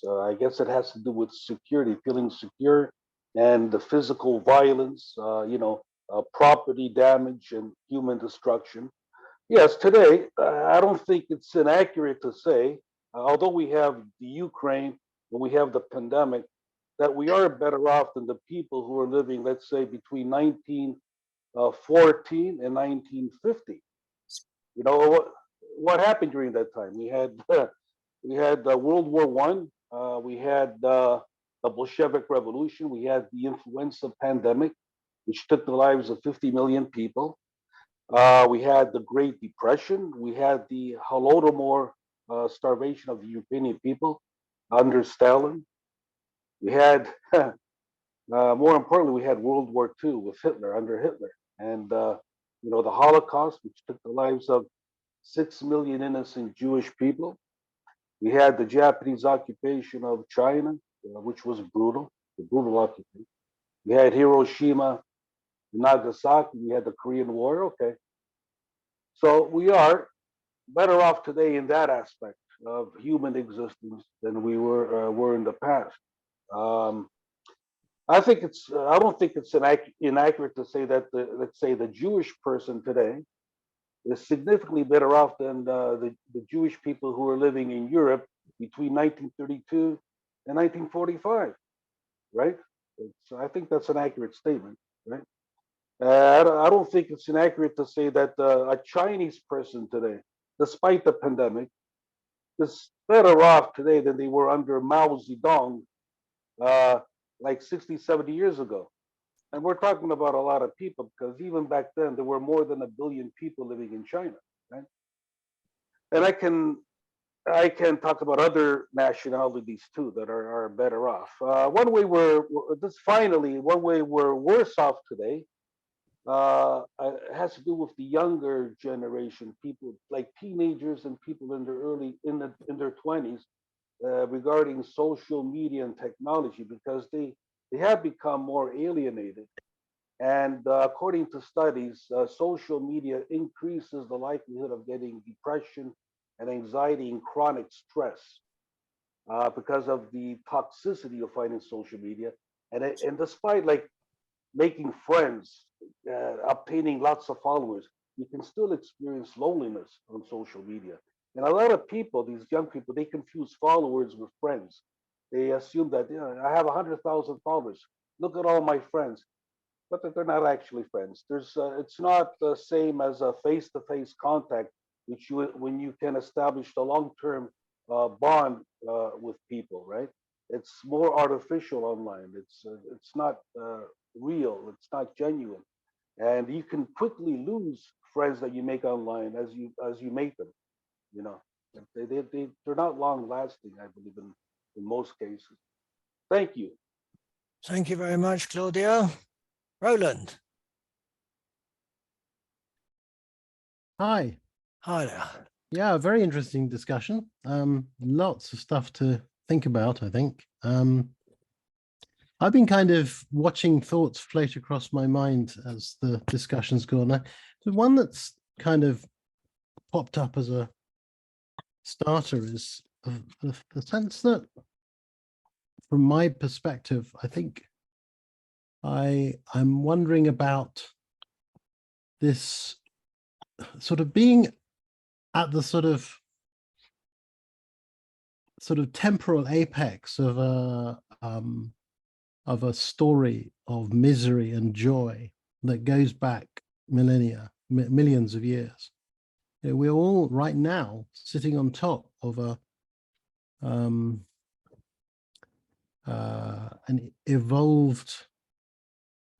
evolution, really, of incredible complexity, in which people have been happy, miserable, all states of emotion have arisen. for those people. And our lives right now are the result of all that. It may be that I know that this is the road not traveled, which of course is anathema, but imagine one single thing changing in that pyramid could possibly have resulted in me not being here.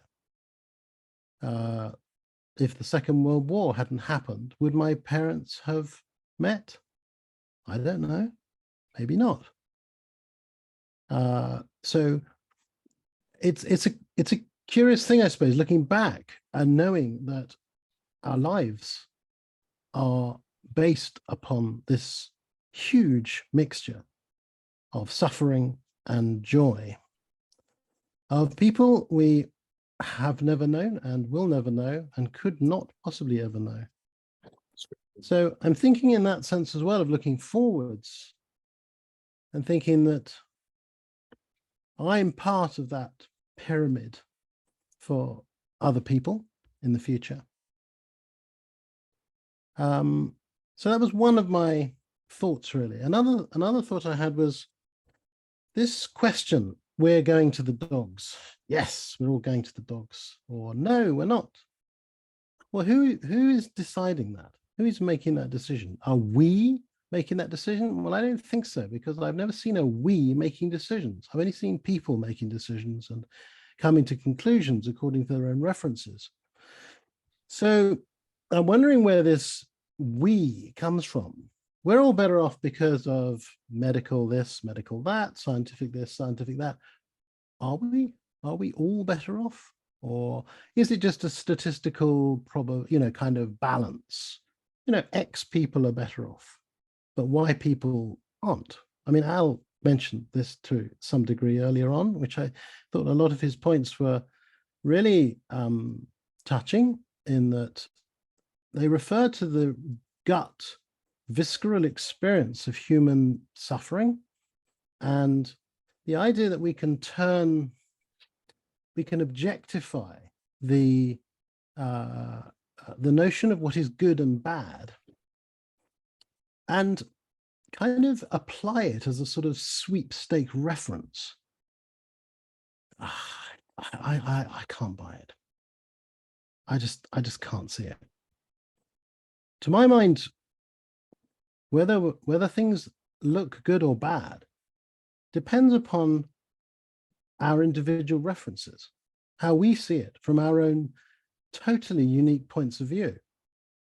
And we may well see something. I certainly know from my conversations with some people that there are things that I see that horrify me, not because they are horrific, but because they have some deep antagonism to my own internal reference. And yet there are other things which to me make my heart sing, and people will, walk by and not notice.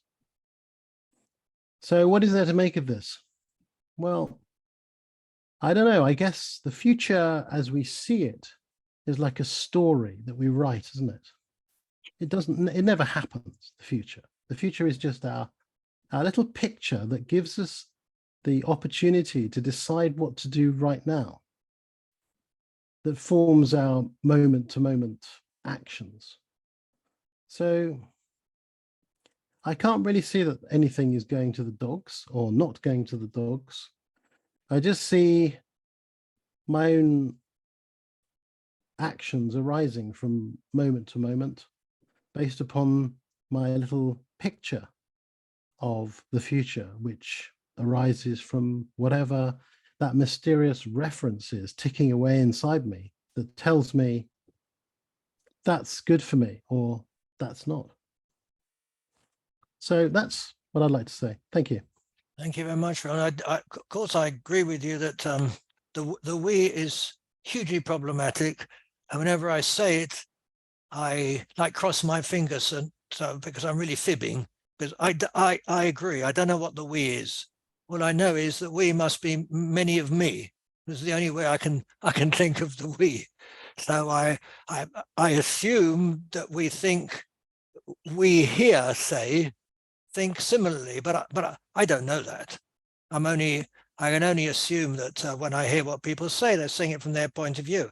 And I definitely agree. I don't know how we can talk about whether we're going to the dogs or not. I mean, we can only be I thinking back about what happened to me and whether it was better or not. But in that, but then I have no idea, because my past, I have to talk about me now. My past is could be complete false memory. I don't know which part of it's true. I don't know whether the summers were warmer and longer. They obviously weren't. But I agree with the we is problematic, but we have to keep on using it because we are we somehow, right? Somehow we are. Yeah. Every time you say that, Ron, you sound more and more regal. Legal or regal? Ah, regal. Regal. Regal. Yes, yeah, but that's been taken away from me by some bloke called Charles. Well, what can I do? You were saying you wanted to say something, Roland? Yeah, it's just it went across my mind. It's just fallen off the other side. Happens to me all the time. Well, I can't recall, so I won't. Okay. If it occurs to me, I'll raise my hand again. Okay, great. Thanks. Josh. Oh, there you are. Okay, sun has come out. Oh, great. Me and we. Well, the I can't be any less problematic than the we, because the I, is the I a rock, or is the I itself? Is the I, the self, the subject, it's an ongoing self-transforming process that only makes sense in its relationship with an intersubjective world around it. So I don't think that you can, jump around from one extreme of subjectivity to the other of empirical objectivity, which actually are two sides of the same coin, actually, and really get anywhere. But I think people try, and so that relates back to to our starting question here about the dogs. What are the dogs? Going to the dogs. Whether it makes any sense if you start with the notion of the subjective I and subjective morals and subjective ethical perspectives and stances, then no, dogs doesn't make any sense when you put it in the form of a we, because it must ultimately go back to the subject. But that's problematic. First of all, if you're not including and if you align that to the question of language, can we define any terms in language? Well, what did Wittgenstein say? Never mind what Wittgenstein say. What I'm saying is that well, we have no problem when it comes to nailing down empirical terms within a science. Are we talking about the same thing when a group of scientists get together and they talk about their using the various vocabulary? It doesn't matter. What matters is from a pragmatic point of view, they can anticipate what the other members of their scientific community are going to do. They can work together. And that's the importance of agreement on the meanings of words, is that we use the words together. And as we use them, we're actually defining them in the use of the words. And we do that all the time. Yes, it's at a relatively abstractive level, but so we end up with a good illustration of how we do exist within communities. And it's the communities that are often polarized against each other. For example, with regard to the notion of the past versus the present, well, the past can be looked at as something that we want to get back to, not just for nostalgic reasons, but because if we happen to be old-fashioned, free will types, then we believe that there are grounded truths, and those truths can serve themselves and they can serve us. If we deviate from those truths, then we are lost and we descend into chaos. So the past represents our present also for those that are traditionalists around the world, whether it's in Israel or the United States or Russia or so many other places where traditionalism is trying to hold its ground against what it sees as the dogs. From its perspective, the dogs is change which deviates from established grounded truths. On the other side of the coin are those that view the problem. The dogs for them is the past. That is to say, the dogs is this way of thinking that believes in grounded truths, and so they put their faith in and revolution of what, metaphorically or literally, and freedom from those dogs of old representational truths. In a way, Steven Pinker's book, about how much better things are today, and all the way that he scrapes together all kinds of empirical research pointing in the direction of his thesis that we're much more peaceful and all those things. That's kind of a midway point between the old-fashioned traditionalism and a more radically becoming oriented way of thinking about things. And what I mean by that is that he does believe in a kind of an evolutionism. And so, Ron, you mentioned the flack he got from the right, which seemed puzzling to you, and I guess that does seem puzzling. But he gets as much flack from the left that is concerned that his notion of progress is one which puts rationalism, or a certain modern Western notion of rationalism, at the apex. That all other cultures in the past were sort of incomplete. That they were sort of only partially realized versions of a rational way of thinking. That's kind of his thesis as they see it. And so if you take, so from a certain point of view, you can see that his notion of progress, of metamorphosis of history, is still rooted in a kind of a framework, maybe Hegelian, that sort of that itself is kind of conformist, because it constrains change and progress and becoming within a preconceived notion, a notion of rationalism. And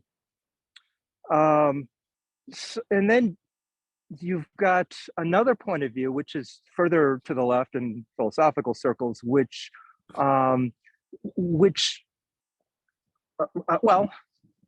it gets to the question of which I started with, about the me and the we, and how do we, on the one hand, point of view is something which is intrinsic to my notion of me, even as my point of view changes and shifts over time, and it changes in relation to my experiences within a culture. No one can spring profoundly outside of the cultural bounds. It's not that they're within the frame of culture, but they participate. There's a flow of interaction among all of us within a culture, and that's why even when an individual seems to separate themselves from the culture, it's never going to be in a way where you don't see the recognizable bridge.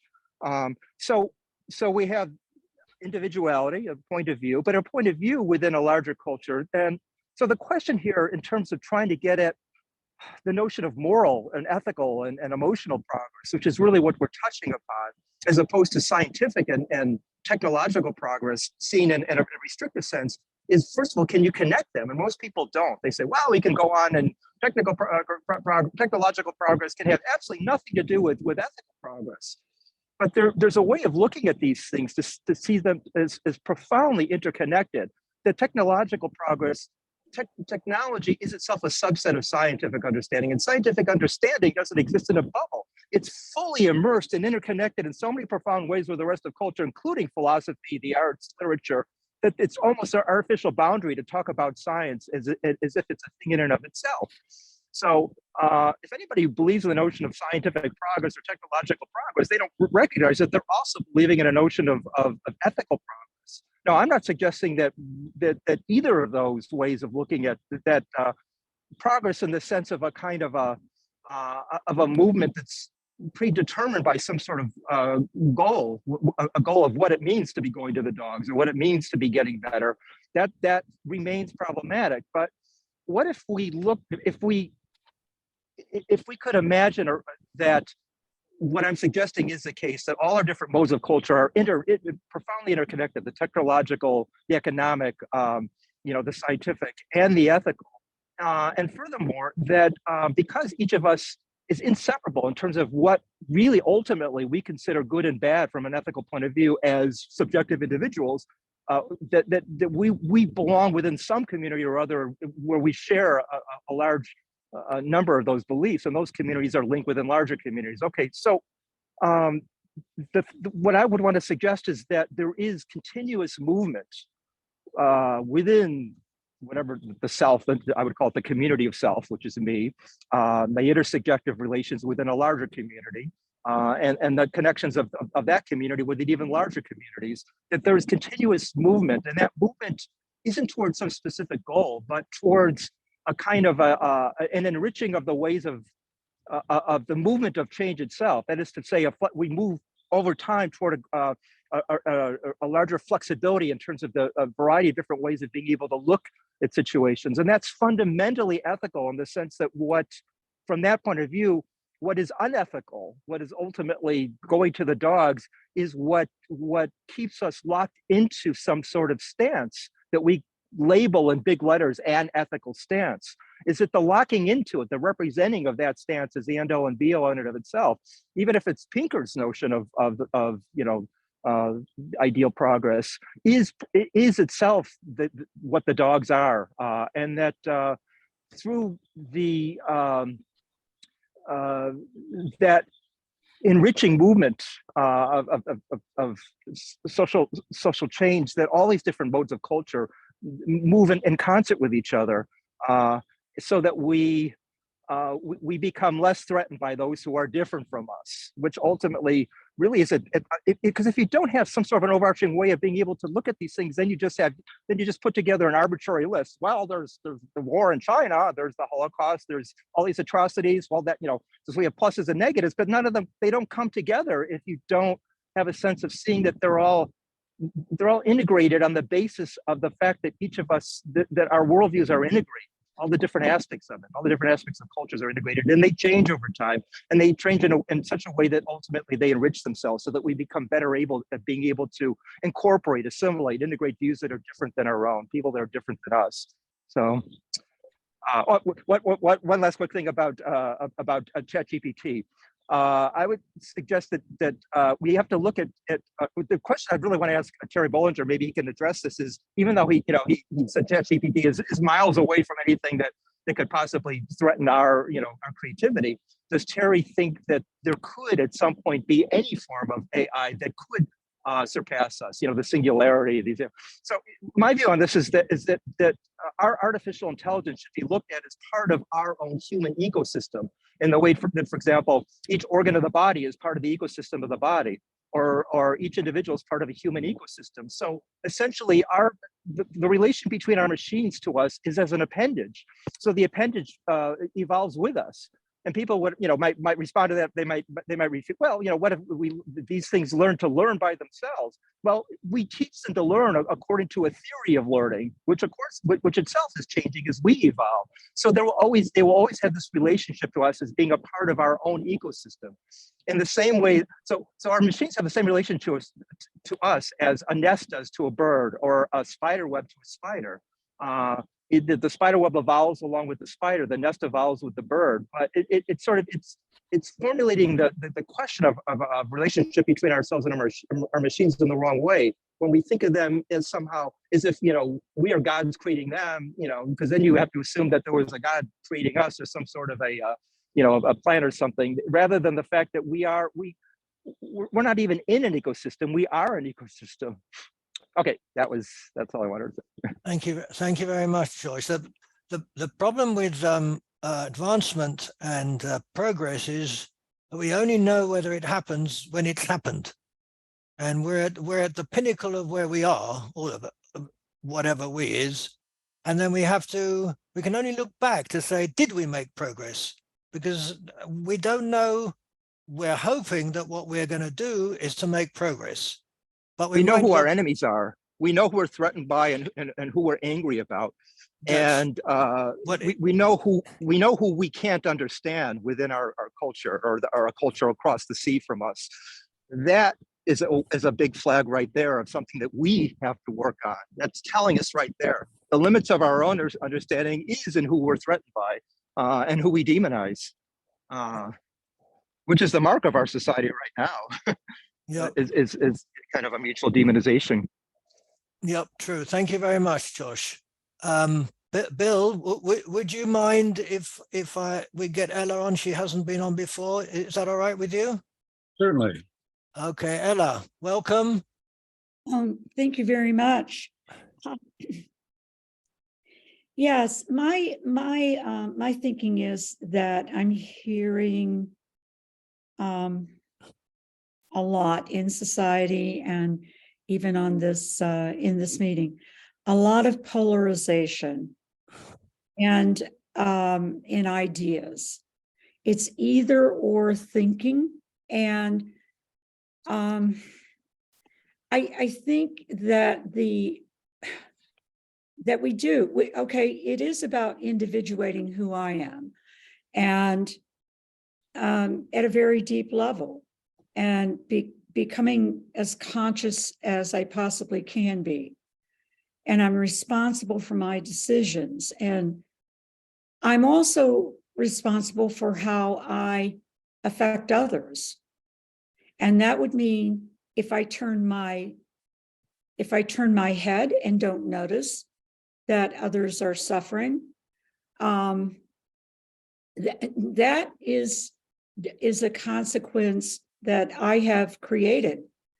If I had participated in doing something about it, then, you know, it may not have come to pass.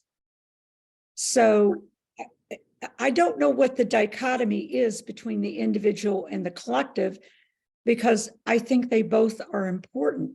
And of course, as I individuate, that will hopefully, as we all do, raise the consciousness of the society in the long term.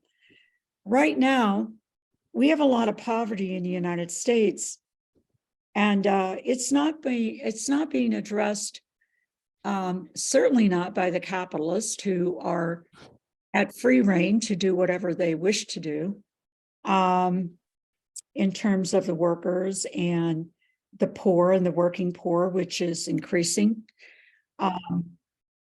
They don't have unions anymore for the most part, so they have no collective bargaining. And a lot of the jobs are shipped overseas, and factories are shut down. Technology has taken over as well. There are a lot of problems for the working class and for the poor in general. Now, the only hope, as I would see it, in balancing this is to have some sort of strategic policy that, yes, maybe top down, that where, and I think the liberals would have to be the ones that see the necessity of it. But oftentimes that's not the case, because they're concentrating on the individual, the global situation. And so the poverty right here is ignored. So I think in the United States, it may be a little bit different. We don't have that social network that of safety that other countries have built in. And we're going to have a policy that can invoke that. And yet everyone is so afraid of anything that is in any way socialistic. And I don't mean socialism. I understand that fear, but I'm talking about just a social democratic policy that is real and provides services for the poor who are easily identified from all groups. And people tend to, identify with social issues and back away from addressing the real economic issues, which could help many people from a number of different ethnic groups. And, I appreciate your ideas, and I'm sorry I was late. I apologize for that. And thank you all very much. Thank you very much, Ella. Very interesting. Thank you. Bill, sorry to keep you waiting. No problem. I think Richard Soloway has it just about right. We need a new original philosophy to address what I've heard today on this show, complete dizzying complexity. We're living in a complex world, and how do we coordinate our understanding of it? And it's my sense that the work that philosophers do that are doing original work is they take complexity and compress it, and they use terms and vocabularies that embed stories to make sense of things. And I don't think we have a story that compresses the complexity and does the story of the situation that we're addressing. But to Ella's point, we need that kind of coherence to make sensible policy and to go forward with our needs to manage our society in a less than chaotic way.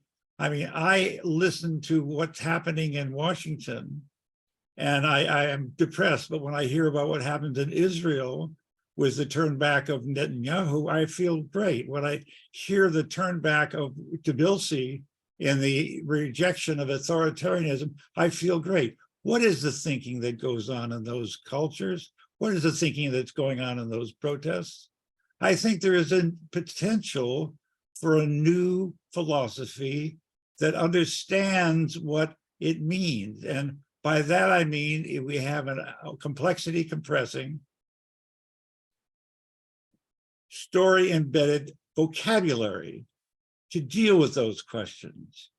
Because I mean, in the past, the philosophy that I have found original is the stuff that, well, Darwin did when he came up with the compressing story of a struggle for survival. Marx with the story of class struggle for understanding what social change is. A compression story that someone mentioned, Spengler, for cultural evolution. Certainly all those things are basically the notion of compression of complexity and using words that capture and embed a story that's coherent. And so for going forward, I think it's just right that the time we need to spend as philosophers and as writers is to make sense of the context that we find, and I find particularly, so fraught with complexity and incoherence and chaos. And I just want to say that I would call upon all of you to do that kind of thinking with me and us, if we can, to find out that new philosophy that Richard wants. And I would like to see, and because I think it's there, if it just we put our heads to it the way the past people have done. And I include in that Hegel, Marx, Spengler, Skinner, and the rest of people we all know have been in the business of compressing complexity and writing story embedded philosophy and with story embedded vocabulary. So that's my thought. And I would like to welcome all of you in that effort. Thank you.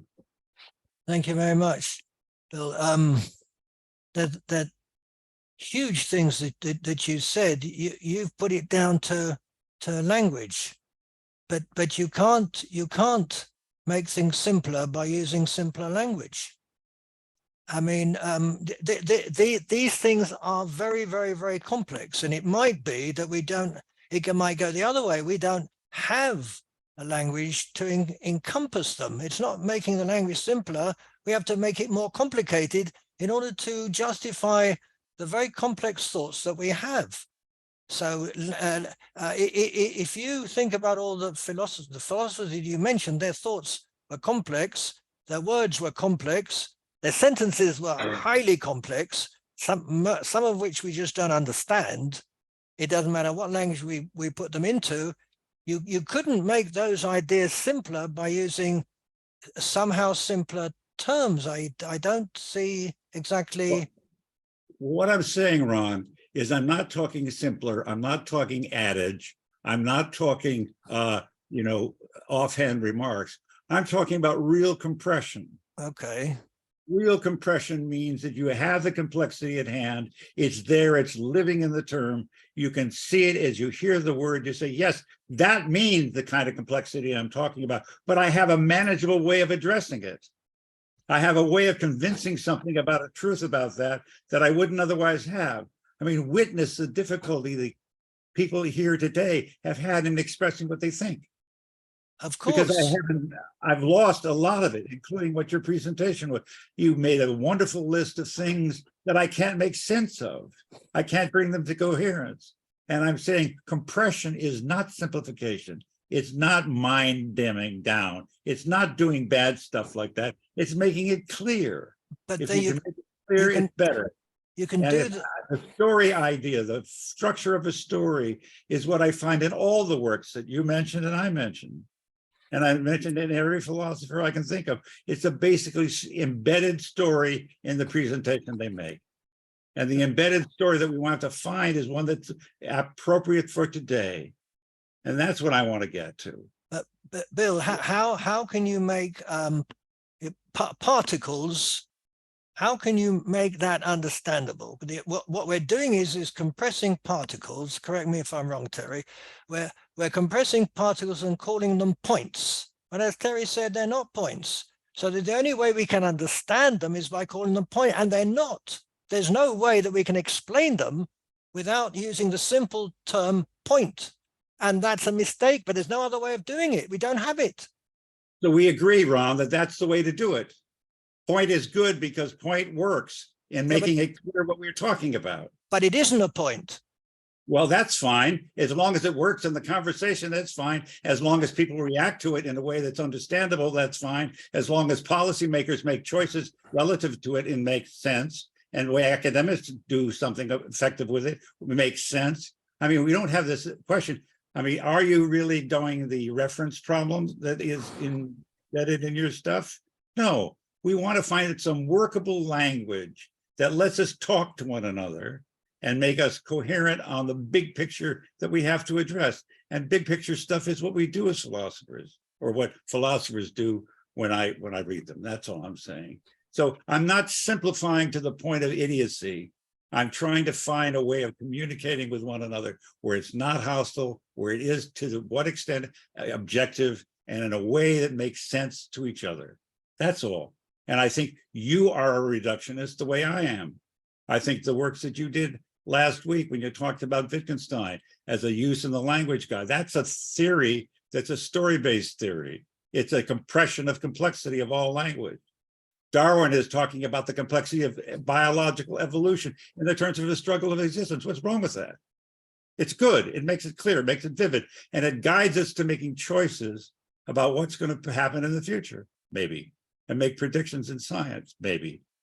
But that's all it's about. I think it's relative to good talking to one another that we're trying to be involved in. I don't know, does that respond to what you're saying?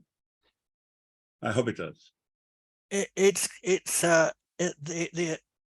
assumption is that if you make something simple, it'll make it easier to understand, in which case it might be completely off. Because it's simpler to understand, that's a huge problem. You're using the word simpler. I'm not. I'm talking about compression.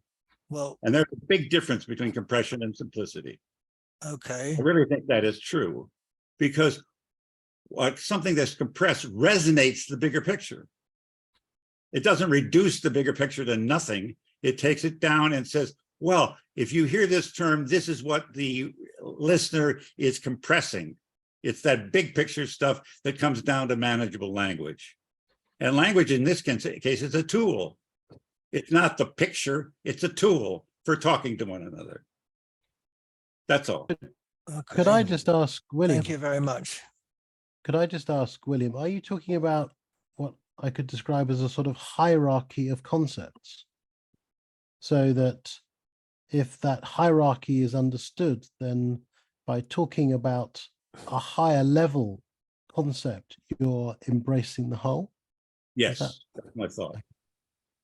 And that's what I think the great people who write, writers who wrote philosophy, original philosophy, did. And that's at least the way I read them. It's a wow reaction. Wow, that's what he's really talking about. Or she's talking. I'd just like to say, I love that idea. Oh, you do, Roland. I'm so happy with that. I really am. Thank you very much. Thank you very much, William. Thank you. Tony, hi. Hi.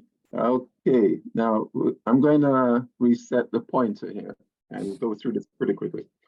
Are things really as bad as they theme? Are we in fact going to the dogs, or are we in a better situation than we were in the past? Okay, first of all, everybody, I think, will agree, human progress is not always a linear process, right? There are always ups and downs in every era.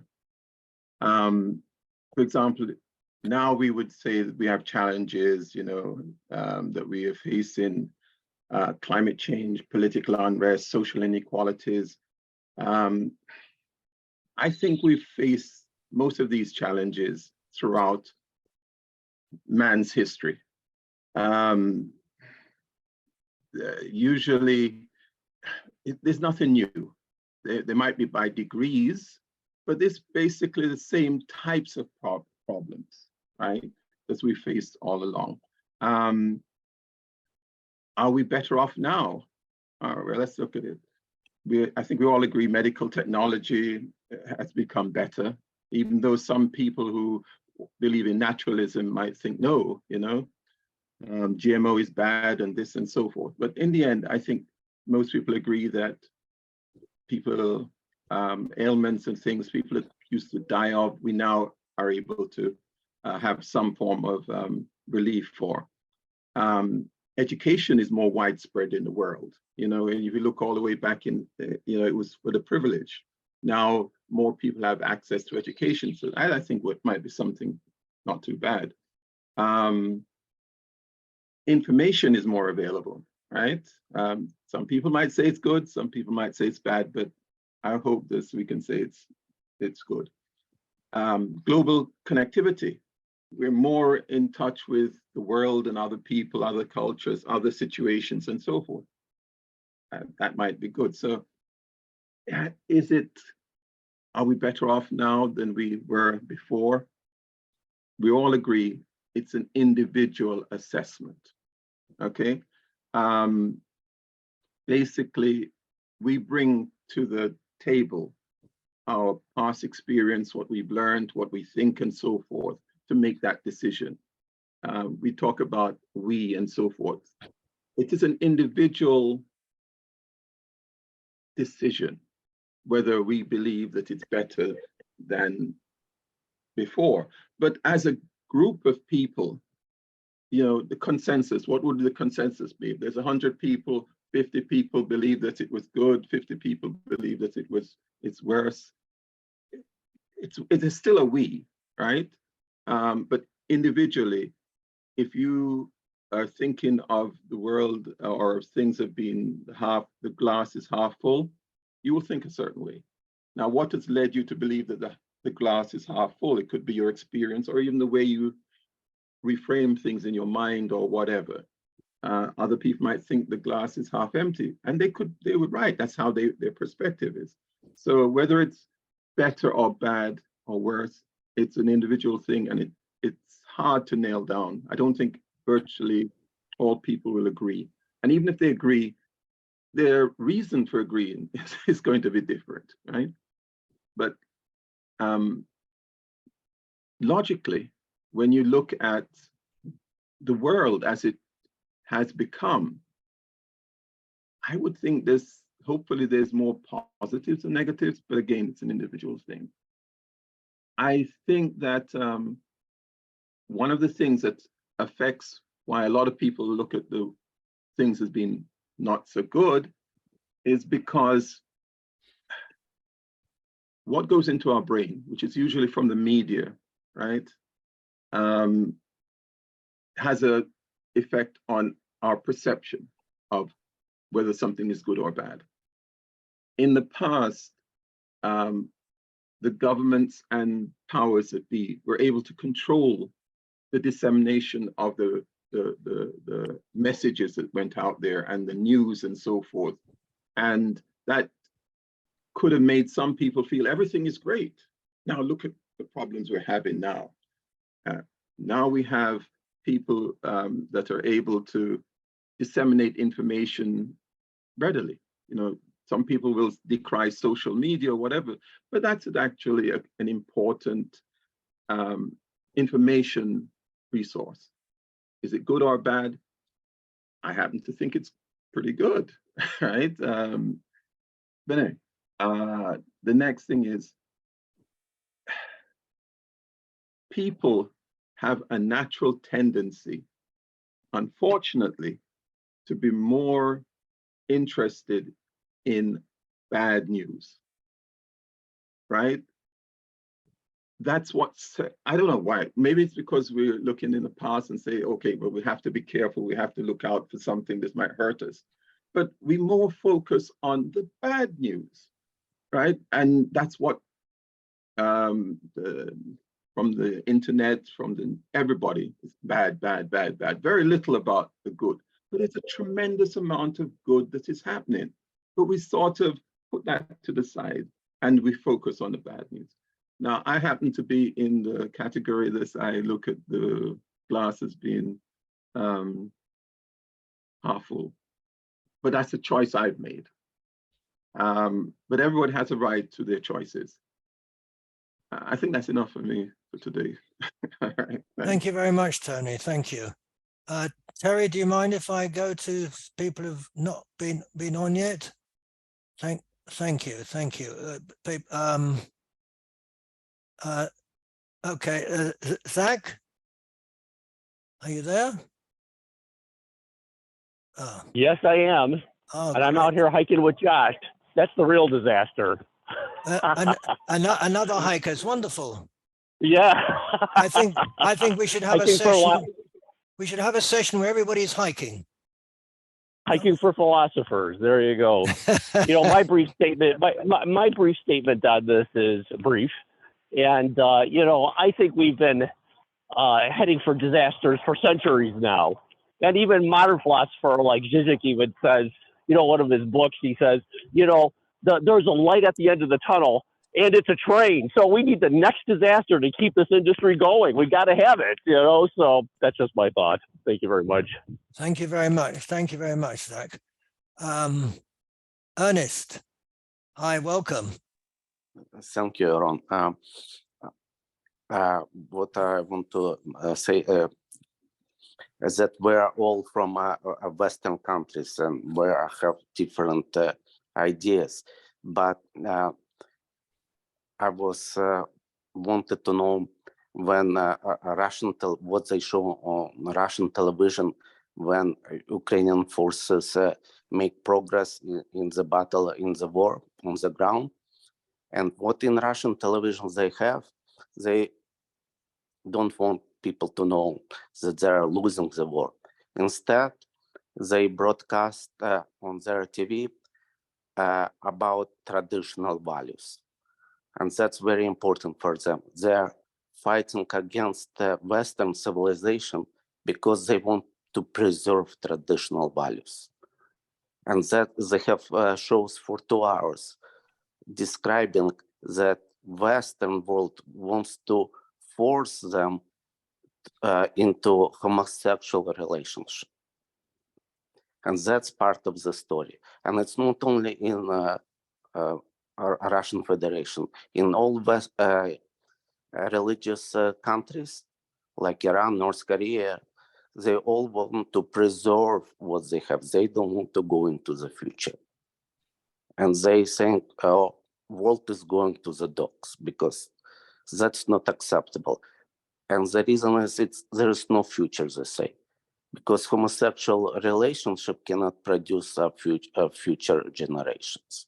And that's why West is it's dying out. That's their claim. And we have to understand that it's certain countries want to preserve their past. Also, I want to mention, Al mentioned very good points. We're progressing, no questions about it in many areas, but still there are points that we are not making progress. There are certain areas that needs to be addressed much more. It's not, unfortunately, it's not in public news. It's not on television.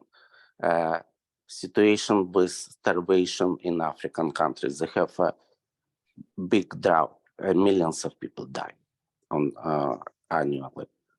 We have a situation also which is not on TV, unfortunately. The female circumcision in Muslim countries. So that should be addressed. Lack of iron for women because of menstruation. They don't have a woman dying because of lack of iron.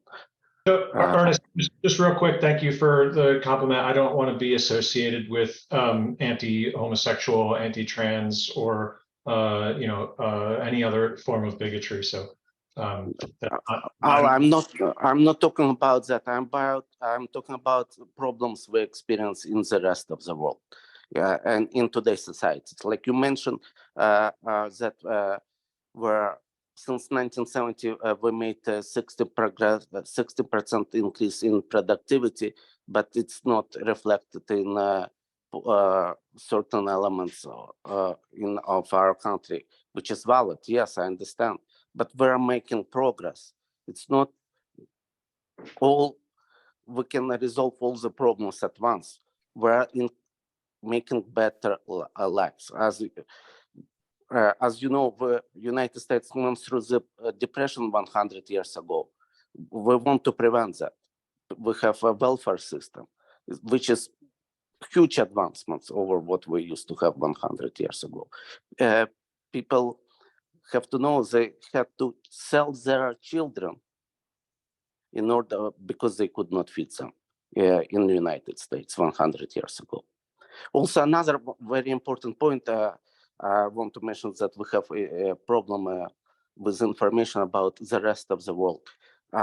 It's shocking to me that it's not publicized that more than 6,000 children have been taken by Russian Federation from Ukraine, that they have parents.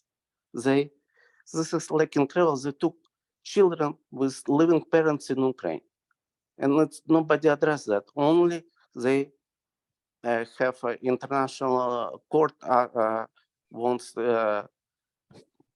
President Putin to answer that question. But that has to be addressed. That's genocide to me. How you can take children from living parents? That's all. Thank you very much. Thank you very much, Ernest. Thank you. Moshe? Hello. Hello there. Okay. I'll put my stake in the ground first, and then I'll get to your original question. I do believe that I want to talk about the approximation of language.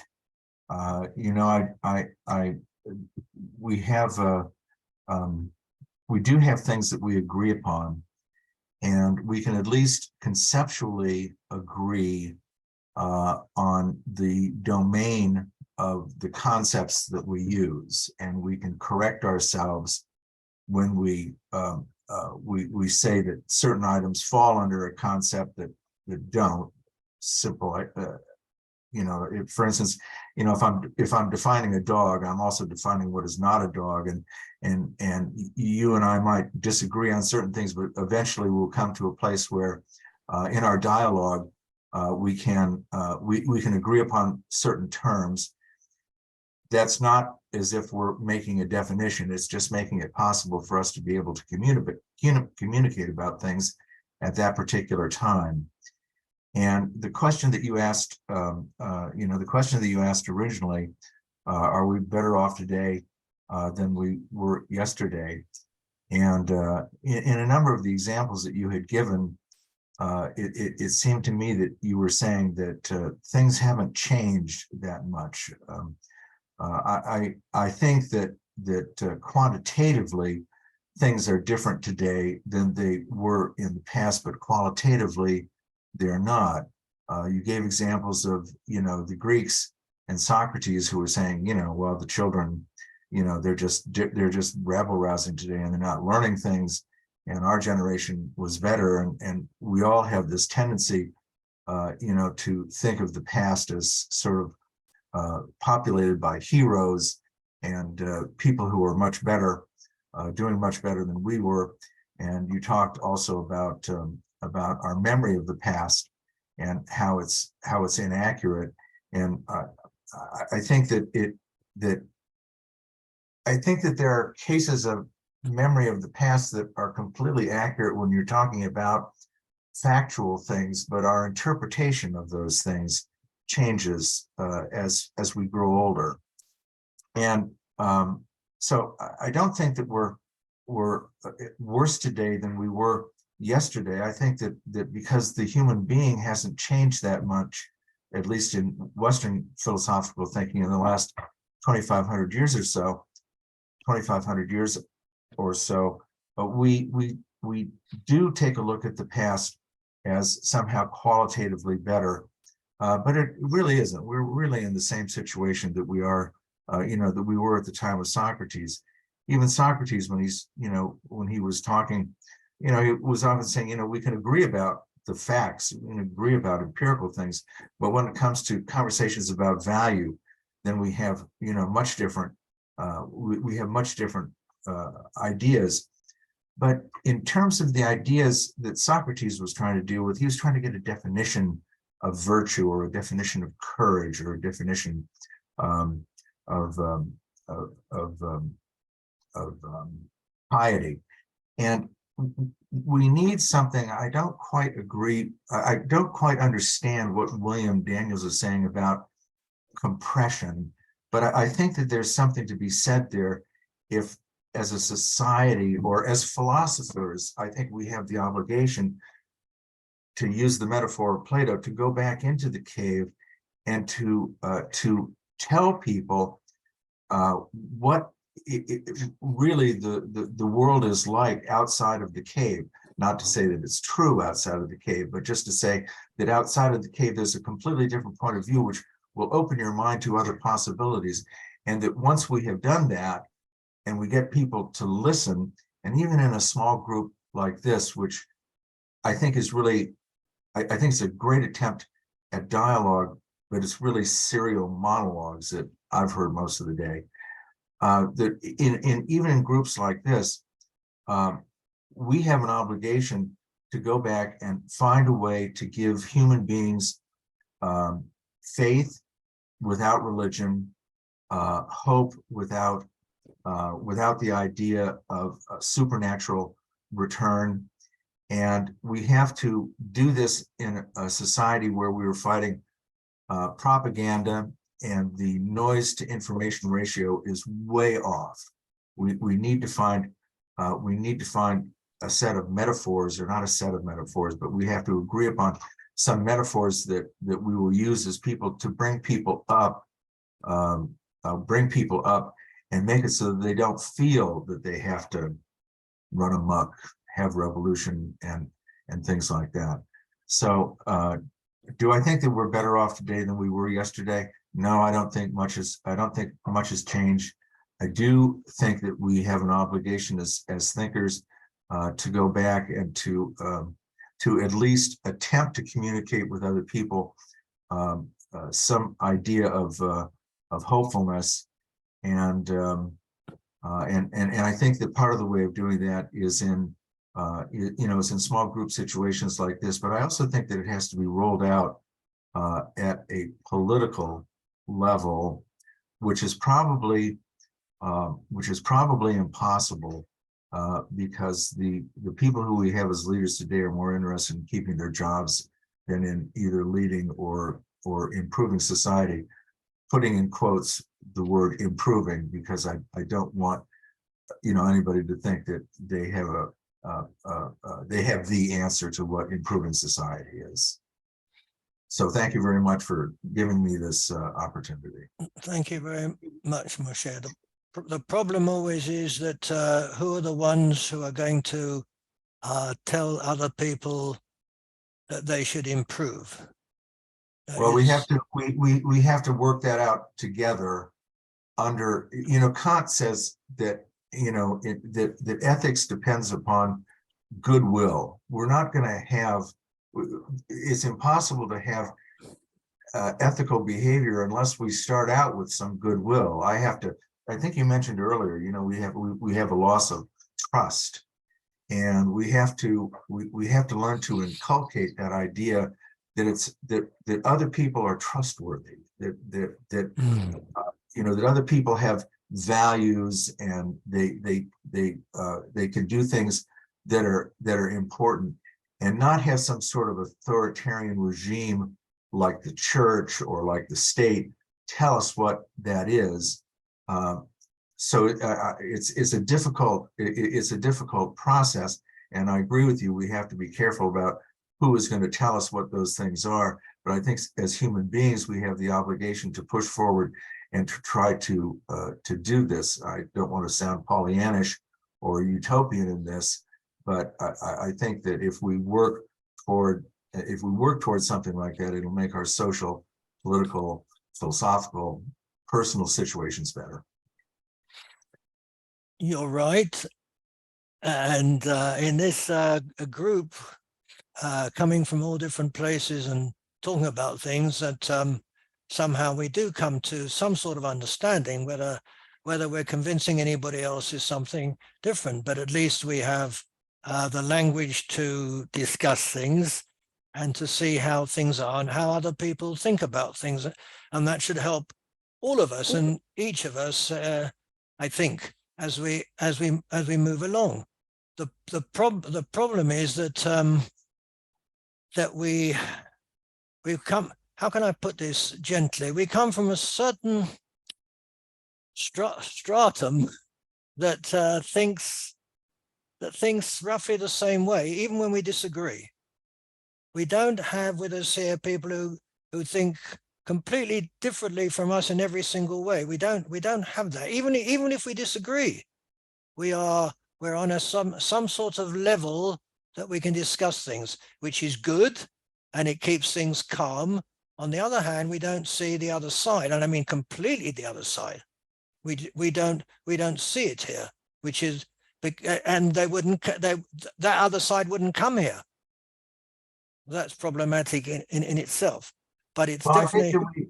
I think we need to make the distinction between understanding where someone else is coming from and accepting where someone else is coming from, where acceptance requires some sort of agreement.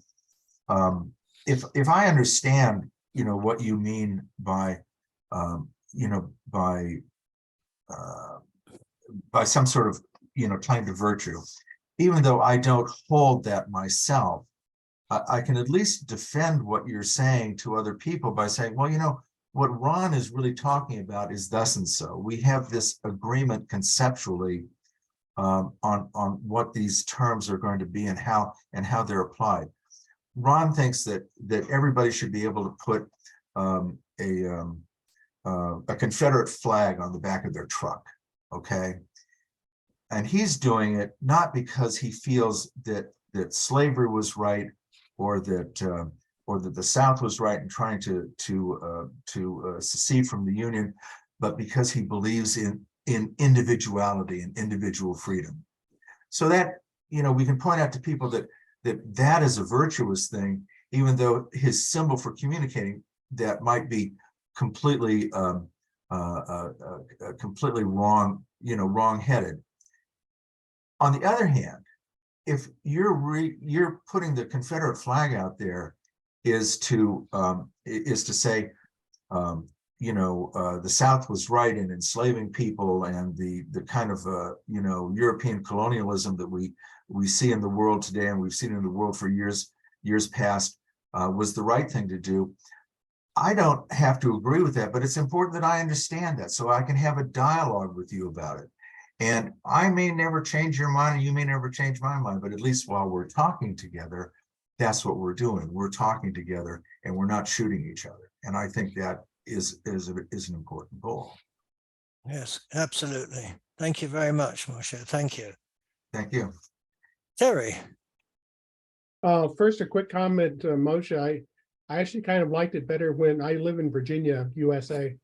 I liked it better when it had the Confederate flags everywhere, in the following sense.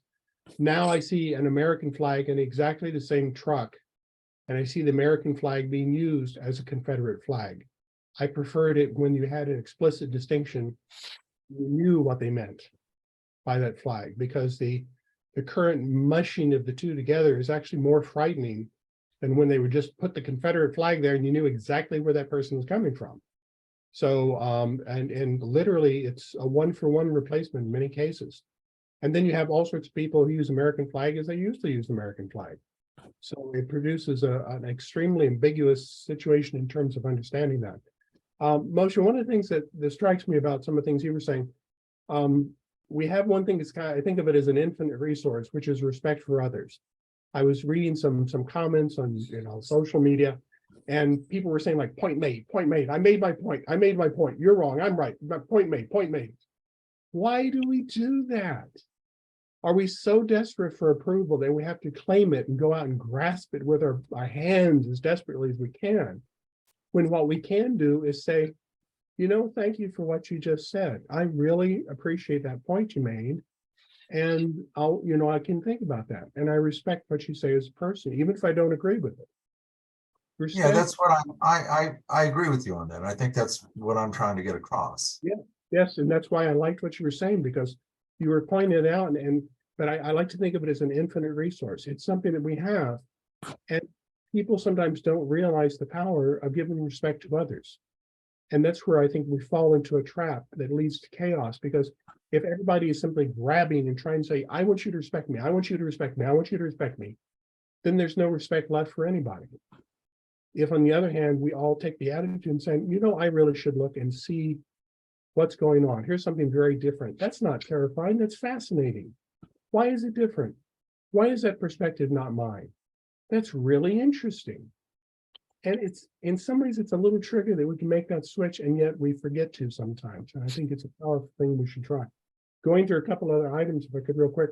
Tony made a comment about bad news. One of my thoughts about bad news is when we used to live in small groups where we just saw the same 30 or 40 or maybe a few hundred people every day, which is still true for a large portion of the world, reacting bad news was how you defended the people that you knew, so that you could do that. What has happened to me, it's similar to overeating. Why am I overweight? Because I have too much food available, but at one time you needed to go out and eat what you could because you may not get food coming in some other time. So I think it's unfortunate an addiction that we've gotten into. It had a good purpose in smaller groups, but we do have to do it. But I think if we're aware of that, it probably helps. But I thought your point about there is a purpose to why we like bad news, but that purpose, just like overeating, is not what we want these days. Richard, you made a comment about the definition of AI. Wow. How many papers over how many decades have tried to make the definition of AI, and that is just ongoing and getting worse. It's not getting better, it's getting worse. It's incredibly difficult to make a definition of AI. I know one of my personal definitions is that the community aspect of how humans work is a incredibly important part of why we're intelligent, standing on the shoulders of others. And because you can find individual, how do I say this bluntly? You can find individual chimpanzees in a given situation literally are better at solving a problem, say how to get food, than an average human, which is kind of weird if you think about it. And yet it goes with the idea of survival in the wild, that you have to really look out for yourself and do some clever things. So, but humans, we have this ability in our intelligence to network, and that is whatever it is, part of the definition. But there's so many aspects of that: the quality issue, the consciousness issue. Which part do you want to focus on? The literature on that is getting more complicated and not less, and it's never been simple. But it's a good point to bring up. But I don't think we're very good at making progress on that. William, simplification. Simplification fascinates me, and Ron, we've had talks about this. Counting. How many apples do I have? Easy question. Really? What's an apple? Tell me exactly what an apple is. Tell it to me right now what an apple is. How did I count the apples? Then you start realizing, wow, it's harder to explain what an apple is than I thought it was. This is one of the powers of the neural nets. They actually do a lot of this automated. That's why they've taken off so much. But many of the things that we think are simple are actually some of the most complex information processing that ever exists in the universe. But our brains tell us it's simple, because that's kind of how we survive on doing things like that. We need to be able to count apples. We have no perception until you try to program it of how difficult it is of how many decades of programming it takes for people to get a computer to count apples. And then you realize that, oh, this isn't simple at all. So I don't know what the answer is.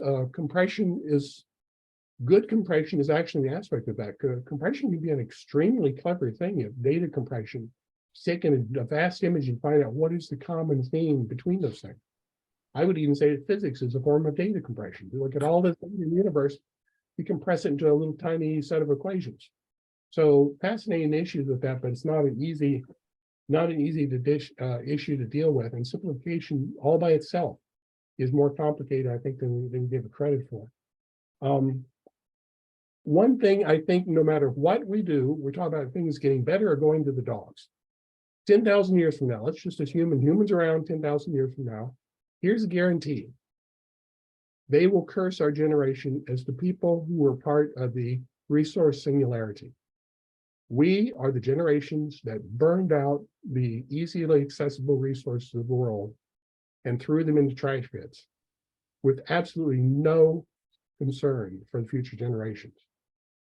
And that is just, you can't get around this, because if you look at how rapidly we are exhausting how many different resources and how quickly we've done it compared to the span of human history, we are in a resource singularity. And that is what we're going to be remembered for. And it ain't going to be remembered in a nice way. We can talk about progress and the other things. So we are somewhat different in that sense. Maybe I shouldn't have brought this up because it's kind of pessimistic. I think people need to be aware of it. We are doing something that no one's ever done in human history. And it's going to have consequences for millennia. And actually, it's even beyond millennia. I mean, you look at the coal resources, and those are, hundreds of millions of years old, gone. So yeah, we're going to be remembered. And there are some aspects of what we're doing right now that are not something you see every day in history, and never will be, because we're removing the capability to do it any other way because we're using them all up now. So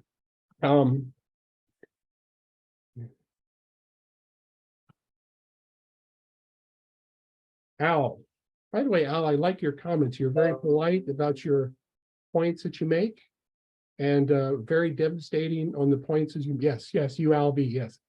The points that you make, and devastating in doing that. I appreciate your carefully worded descriptions about making people think about a little bit of what we've done. About taking children away from their parents. Oh yeah, as if the US has never done that. We used to do that until what, was it 1980 someone quoted? We still do, but yes. But yes, yeah. And people don't even think about it. They are, in many cases, they're not aware of it. But you look at these things, and all of us have guilt. And I don't care what society you're from. If you think you're from a society that's spotless, boy, you are kidding yourself. And that includes indigenous too, because you look at the history of some of the indigenous peoples, some did extremely well. I mean, the Iraqi, I can't remember the name of it, but the Confederation, there's a very extremely civil confederation of American native tribes in the Northeast that is just impressive. Some of their ideas went into our Constitution. So I say all things, there's different levels and different concepts, but just the idea that we're, each of us is not guilty. We need to be careful in that, because we tend to have our things where we've done that. You mentioned, Al, in particular about the patterns, or what many of us do, and that's going to be the devastating concept starting right now with GPT. This has been predicted and understood, the takeover of the pattern types of things. It was very difficult for AI for a long time. So the automation took away the jobs from the manufacturing people. And what people have not realized, AI is going to take away the jobs of the people who write papers. And folks in computer science, to be honest, we've known this for, oh gosh, I've seen discussions of this at least 10 years ago, probably more like 20 years ago, this issue. So it's not like an unknown issue, but when it hits, wow, all of a sudden people say, like, what are we going to do? Associated with that, something that's always concerned me is that every time this happens, you get what I call a snapback. And I don't mean that in a good way. I mean, this is it. You have this like huge organization, everybody does work, and then you find a way to automate that work. where does the income go? It snaps back to whoever's in charge. And that's not in a good way. If you have AI, there are ways in which you use AI to distribute that ability to produce back to the same people who did it. But it's almost never what happens. Smartphones are actually a little bit of an exception because they do give a lot of capability to people, but there's also a capability for abusing that. But this snapback effect of people in charge, surprise, surprise, when the opportunity presents, they don't use the automation to distribute the power. They use it to snap the power back. And it's a very dangerous effect when amplified over these scales. So we have to be careful about what we're doing and maybe put a little thought into it, which is something we're not terribly good at sometimes. Josh, you asked about the AI evolution singularity. I gave an answer in the comments, might be a better way to do that. But the short answer is it's going to be different from what you usually hear, is that we need new physics. The physics that we're using right now do not describe the incredibly low energy efficiency processes that go on inside the human brain, but actually they don't do a very good job of describing it for the photons that you're reading this, looking at this image by. Because you can have one photon that figures out the entire shape of your eye all by itself at an unbelievably low energy and figures it out. We have a model for that called QEZ, but that model doesn't do a good job of explaining the efficiency at all. And similar things could be about AI. We're missing something. So I think with the computation models, we'll never get to the true leap to general AI, and we don't know when we do. It's not a matter of if. I mean, it's doable. These are things that can be done. We just don't know what they are yet. And it might be that turn out that general AI wouldn't be any more powerful than we are, or it might turn out to be a lot more powerful. We don't have a way of understanding that yet. And with that, I think I've yacked long enough. I hit my list of points that I summarized, and I'll leave it at that. Terry, thank you very much. I've got to just make up one point. You said in 1,000 years, people look back in horror at what we did. So are you saying that in 1,000 years, things will be better than they are now, and they won't say things were better then? I think what's going to happen in 1,000 years is the idea of a society that can treat what is discarded as completely irrelevant to the process. I go in, I buy a battery. The company I buy the battery from has absolutely zero care about what I do with the battery after it's done. I don't think, because that is not a survivable long-term scenario, it just isn't. You know, I mean, this is not a philosophical point. This is just, you can't the numbers. In that case, we won't get to 1,000. There'll be nothing in 1,000 years. I'm not that pessimistic. I think what will happen is a transformation of how people go about doing things. And some of the things that we knew that we casually accept. Plastics, we discard plastics all the time. Have you seen the devastation those things do? I didn't realize it. I didn't wake up to this until about a year ago. That I always thought plastics are non-toxic. Yeah, but you should see the devastation they cause physically. So you know, so many things that we're completely indifferent to right now, I think in 1,000 years will be balanced out differently. So I don't know if it's better or worse, Ron, or just it, but I think people have a very different perspective. But I do think whatever that perspective is, it will not allow accommodation of what we're currently doing as a good idea. I think to say that didn't work well, you know, that's a problem, because you can't do that more than about a couple hundred years, and then there's nothing left. As far as the resources, the easily accessible resources, they'll come out with new ways to get resources in other places, sure. But it makes a difference when you exploit the easy things too quickly. So. Thank you very much, Terry. Thank you. Christina, did you change your mind? I saw you had your hand up. Yeah, you changed your mind? Well, I wanted to react to the idea of the brain, the fact that we look for bad news, and I was thinking that the brain is a predictive machine who wants to solve things. So in that sense, yes, we look for bad because we want to solve it and not for good. Well, I'm not a philosopher, but you know, the more I reflect, the more I get depressed. also I hear all you a lot of smart people talking here, and I'm wondering if this world should not be led by philosophers and scientists instead of politicians. If people should not, like the comments we have here, you need wisdom and ethics and all that in order to, because to me there are 1% of the population is very rich and uses almost all the resources.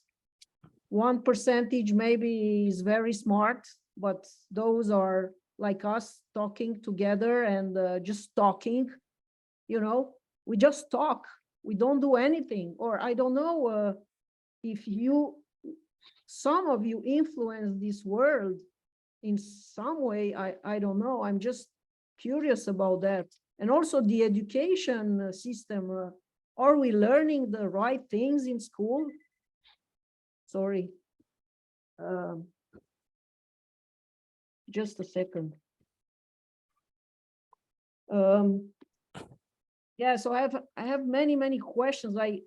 I heard all the talk for almost 3 hours. I'm not sure I learned much. I didn't learn anything, actually. I like to listen to you and it feels good, but am I better after these 3 hours?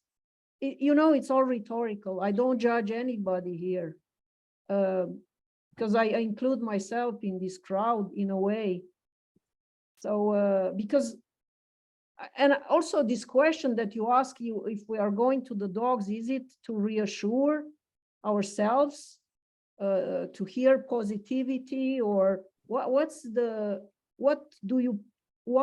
do we ask this question? What are we afraid of the future? Is the scary animal that asks the question, or oh my gosh. Yes, the scary animal is the future. Yeah, well, no, we are the scary animals. I don't think the future is because anyway, somebody, yeah, I have to leave. Somebody's calling me insistently. So okay, anyway. just one word, Christina. Your idea of having philosophers run the world was tried. In the ancient Greece, it was a disaster. Why? Do you know why? Everything went wrong that could be wrong. Everything. It was a disaster. It's a wonderful idea, but perhaps we should all run the world from here. Every first Sunday of the month, we will run the world. What do you say? Do you think it'll work? Yeah, you're for it. No, you're not for it, Tony. You don't want it. Well, no, I agree with you. I don't want it either. But why do we don't know that? You see, this is the problem. Why smart people shade away? How do you say when you don't want to, you know, dirt your hands with things that some psychopaths, sociopaths are doing. They like that, to lead the world and to go to war and, you know, to I'm asking, I don't know. I have so many questions. Yeah. Thank you very much. That's why we come here. We've got so many questions, some of which we answer, but most of them we don't. But isn't the point of humans to ask questions just for the sake of being curious? Because we are curious, even if we know we're not going to get answers. But let's ask the questions. It's much worse not to ask questions, isn't it? I'm listening. Did I frighten her off, or she gone for a phone call? She did mention scare, yeah. Okay. And that's right on, you know. Sorry, no, I have a visitor. Okay, fair enough. Fair enough. Thank you very much, Christina. I understand the frustration. I think we all have it to some extent, at least. I think so. That makes us human, no? I think so. But anyway, I don't know either, but so what? Roland, you've been very patient. No worries. Yeah, I really enjoyed what Christina just said, because she brought up something that has been sort of bugging me in listening to some of the comments, simply because I feel that maybe underpinning some of these ideas is some kind of idealistic notion of the future of, you mentioned Russell Brand and the sort of, living in harmony, all this sort of stuff. I mean, evolution. We live in an evolving system. Why would we expect it to evolve into this harmonious state? I mean, diversity is a natural phenomenon we see in evolution. I think we can expect divisions within humanity. I think we can expect forces of really conflicting values to appear within human society. So I guess one of the problems, I mean, right now, several people have commented on the wild injustices that are present in the world. Right now, of course, we are all benefiting indirectly or sometimes directly from slavery, from child labor, from all sorts of abuses that we might see in the Western world. People that we don't actually really possibly do much about. I mean, there are certainly some people who want to make ethical decisions and buy ethical products. It becomes almost impossible to make those decisions. So right now, we are all supporting systems that we probably don't believe in, directly or indirectly. So this idea of a sort of a reference, an objectified reference for how things could be, as if we can all migrate towards that. It just seems to me to be a sort of really strange theory of the future. It's like an idealized theory of the future. It's a bit like sort of heaven or something. And I just don't see why it's there. What I see more is an interplay of forces and groups of people. I would say that this is another point that I felt myself reacting to a lot, was the idea of collective viewpoints. There are no collective viewpoints. There are collective influences, one might say, where groups of influences align along particular positions. But collectives can't have viewpoints. People have viewpoints, and then act according to those viewpoints to form collective influences or aligned influences. So it seems to me that we that we live in a world of turbulent forces that are continuously changing, continuously influencing us in different ways, and we can, in our own processes, align with different aspects of those influences or oppose them, or whatever happens to be what we end up seeing as consistent with our own internal references. I don't really see what else we can do.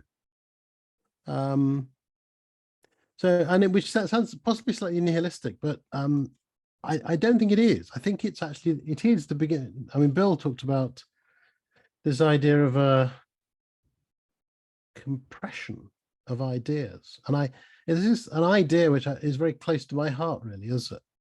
But I think it relates to something about how human consciousness works. I don't think it's about ethics. I don't think it's about morality. I don't think it's about those things. I think it's about how things work, and about how forces of influence interact with each other. So that's kind of the way I see things. It doesn't seem to me to be, this idea of an idealized society where we're all equal or whatever. I can't see why. It seems like a theory that has no grounding to it.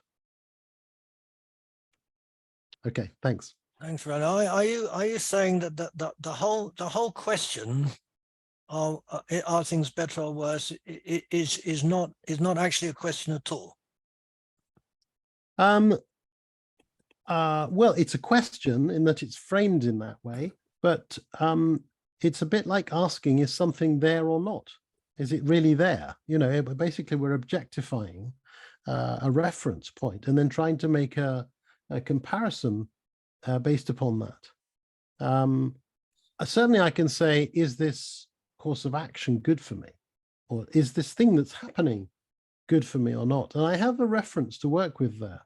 When I start to say, looking at the future of humanity and stuff like that, what have I got? No, but never mind the future. You can say to yourself, were things better a few years ago for me? Do you mean if I was to compare my life now with is there any point?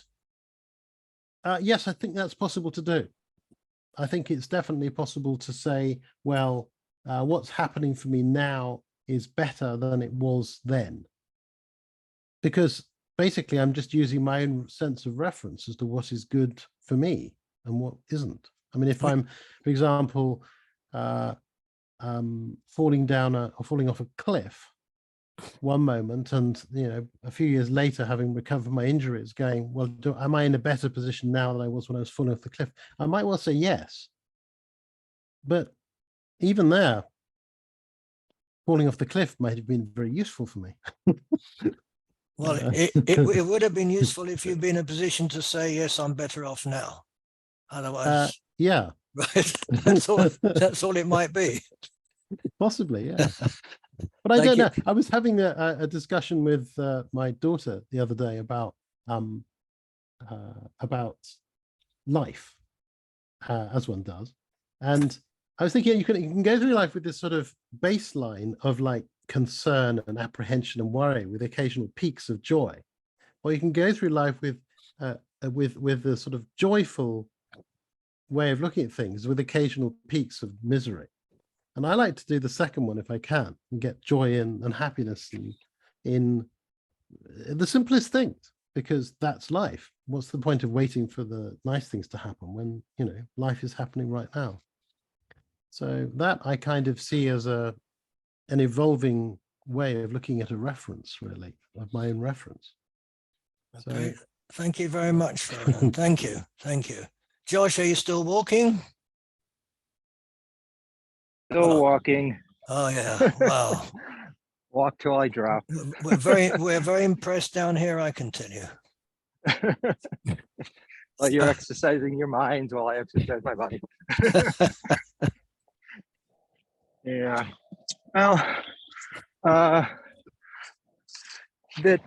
what I tend to get attuned to is the quality of blame that's associated with the assessment of the condition of humanity today or relative to the past. Blame and guilt, which reflects a certain the sense that there's a certain chaos within human behavior, human action, and the more blameful our assessment, the more we tend to assign responsibility in a very personalizing way, the more chaotic our sense of behavior is. So when we tend to isolate the instigation of actions to an individual in such a way that we tend to assume that their will is only peripherally connected to the society that they live in, then responsibility for us becomes one that is just riddled with an intense notion of blame that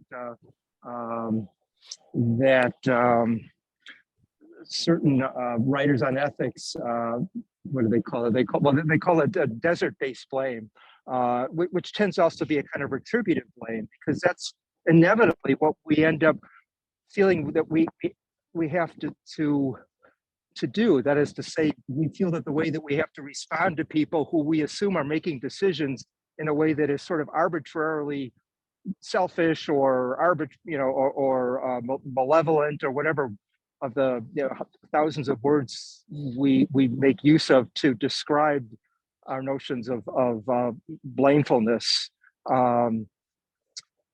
That we feel then that the way that we respond has to be equal to our assessment of the quality of the solipsis quality of the origin of their determination. It comes from within a free-willing subject that just decided willy-nilly to act in a way that was evil. So that's that's kind of the sort of a traditionalistic base of blame, and most of us today in the society, have formulate notions of blame that are somewhere on the spectrum between that and varieties of maybe determinisms, or even among those of us who are not comfortable with thinking of human action in terms of a classic determinism. Daniel Dennett and many others. Dennett wrote a book about how freedom evolves. So he rejected a classical notion of determinism. But yet we punish ourselves because we think that there's a certain kind of a vulnerability we have to mostly to succumb to some sort of a selfishness, as if we have within inside of ourselves, and we can sort of blame this on evolution if we make use of evolutionary theory to inform us about how human motivation comes about. We'll say that, well, there's a, we are motivated towards the selfish, the ascertainment or the achievement of our needs. So you have the selfish gene, the selfish individual, or the selfish group. But that's a kind of, in a way, that's an old notion. It goes back to Hobbes, really, sort of economic man, that we the self is kind of a fortress, and we, and we grudgingly we share and cooperate and do all those things that we consider to be altruistic and ethically more noble. But those ideas are slowly changing, even within evolutionary theory, in favor of notions of how from an evolutionary point of view, that we're set up perhaps more for cooperation than for competition. And otherwise we wouldn't have. That's one of the remarkable things about human societies with respect to primate societies is that there was one particular anthropologist, Chris, I forget the last name, who determined that over time, through selective pressures, the alpha males or alpha, members of the tribal community were sort of suppressed because that was more advantageous for the survival of the group, that they find a way to sort of move towards cooperative ways of interacting. But you could go beyond that kind of an evolutionary framework, which still relies on a kind of a sort of enforced altruism. It's still based on a kind of a selfish notion of, the survival of the individual, that in order for the individual and therefore the group to survive, that they need to be, imbued with a kind of hardwired with an instinct for cooperation. But there are other notions, for example, within cognitive psychology, and activist embodied notions, which say, rather than starting out from the selfish individual and trying to figure out how it is that we manage to be willing to cooperate with each other and to be selfless, we should recognize that there is no fortress self, that mind is embodied and the body is in an interactive circle with the environment. So mind, body, and world are a single thing. It's not a question of the individual subject who happens to be dropped into an environment and into a social environment. And none of those aspects are separable. You can't explain any aspect of our functioning by teasing out individual motivation in that way. There's a point of view, there's a certain autonomy to our interaction with our world that allows for a certain continuity in behavior. But if you start from that premise, and then you look at how that changes the way we look at our interactions with others, it allows us to give ourselves a break. We move a little bit away from the guilt, the blame. Oh, we did terrible things, and 1,000 years from now, we'll look back at how stupid we were, how horrible we were, how selfish we were, and instead look at that the interactive basis of the shaping of individual motivation is linked with the interactive basis of our knowledge. So someone, Roland mentioned interaction of forces. So what's key here is how we understand what a force is, what it's based in. So for example, if you talk about a dominant power and how that power is hegemonic and it produces all kinds of suffering in subjugated groups, there's a kind of a Marxist way of looking at that, which assumes that power is invested in individuals. But a post-structuralist, say the Foucaultian, he was one of the first to point this out, way of looking at power is that power is not something which is invested in individuals. It flows, it disseminates from one to the other, and it's not power. It's something which is opposed to knowledge. Knowledge is power in the sense that knowledge is inseparable from value systems, and it's value systems which flow. We are all, so that's how, from era to era, the concepts that we use change, and the ethical concepts shift as a function of those changing interactive dynamics. So that's a reason to be optimistic, not only to take the load of guilt and blame off of ourselves. So instead of finger pointing at individuals, well, we can point our fingers at groups, communities, but instead we say, well, look, from era to era, there's astonishing ways in which every aspect of the way that large communities, say in the West, think about, look at the economic systems and sexual systems and the arts and philosophy are so closely interlinked that it shows us that first of all, I mean, we're doing our best, but what constitutes the best is a function of how specifically we understand how the elements of our world are interconnected. As those epistemes, those worldviews, shift, then what we decide is ethical or unethical shifts, but not in ways such that we become unrecognizable to our former selves, but that we recognize our capacities in different ways. We can take our former selves off the hook because we say that we constructed our world out of a previous world that we had constructed, and what we could only recognize what's ethical and what's unethical and who's suffering and who's not with respect to how things seem to us, and how things seem to us is communally. Communally doesn't mean that there's one single group individual. It means that there are that we are intertwined in such a way that that you can recognize the overall commonalities among us, and that's very important because that it's necessary to be able to recognize how those commonalities are formed, how they're absolutely they're primary. It's not individual first, and then the social is simply sort of a secondary emanation of the individual. But rather that there's this flow, which goes back and forth. It's subjects are formed through their interactions, and societies change by through this reciprocal effect, feedback effect, individual to society, society to individual. So it's always shifting, it's always dynamic, and look, so our anguish can be an anguish on the basis of the fact that we are reborn again, from time to time, era to era. We're reborn again. And so in a sense, it's another us that we look at, that we point our fingers at.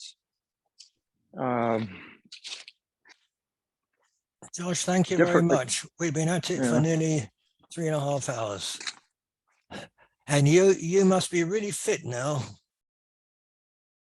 right? So it's definitely worth it. Definitely you're better off now than you were before, right? Absolutely. Thank you very much, Josh. Very interesting. And now, Terry, and that's it. Anybody wants to talk now, you have to wait till next month. Terry?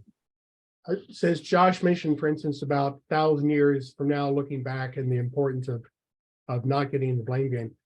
Josh, I want to tell you, I agree very much in the importance of the future, looking at goals and where you can go, and not doing this thing of saying what happened in the past, which is changeable, but saying where can we go and what can we do in the future. One explicit example of that, I had a chance to work with a number of leading venture capitalists, and that was some of the most cheerful meetings imaginable, because people were hopeful. They said, oh, here's something that could really help.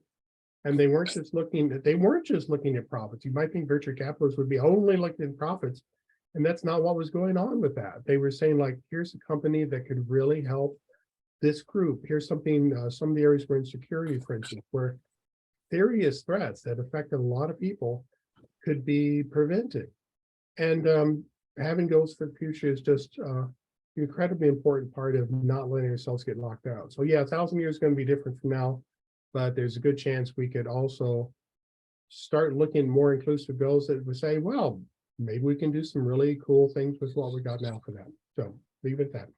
Thank you very much, Terry. It was a very interesting evening. Everybody said some amazing things. And thank you very much for coming. And I admire your stamina, those who are still here after 3.5 hours. And I look forward to more people walking. Makes me feel really fit. I got 2 people now, which is double what we had before walking. If we go on at this rate, we'll have 80 people walking. So 10 miles, baby. 10 miles. Oh, I'm sorry, it's 9 kilometers. Sorry about that. That's all right. That's all right. We're going to green up. You guys both have these bare trees behind you. Get some green here, you know? And I'm by myself out here, see? Thank you very much. There's bears, don't worry. All kinds of bears. Thank you very much for coming, Christina. We're going to try harder. I promise you. All the very best to everybody. I'll see you next month. Bye, everybody. Okay. Goodbye.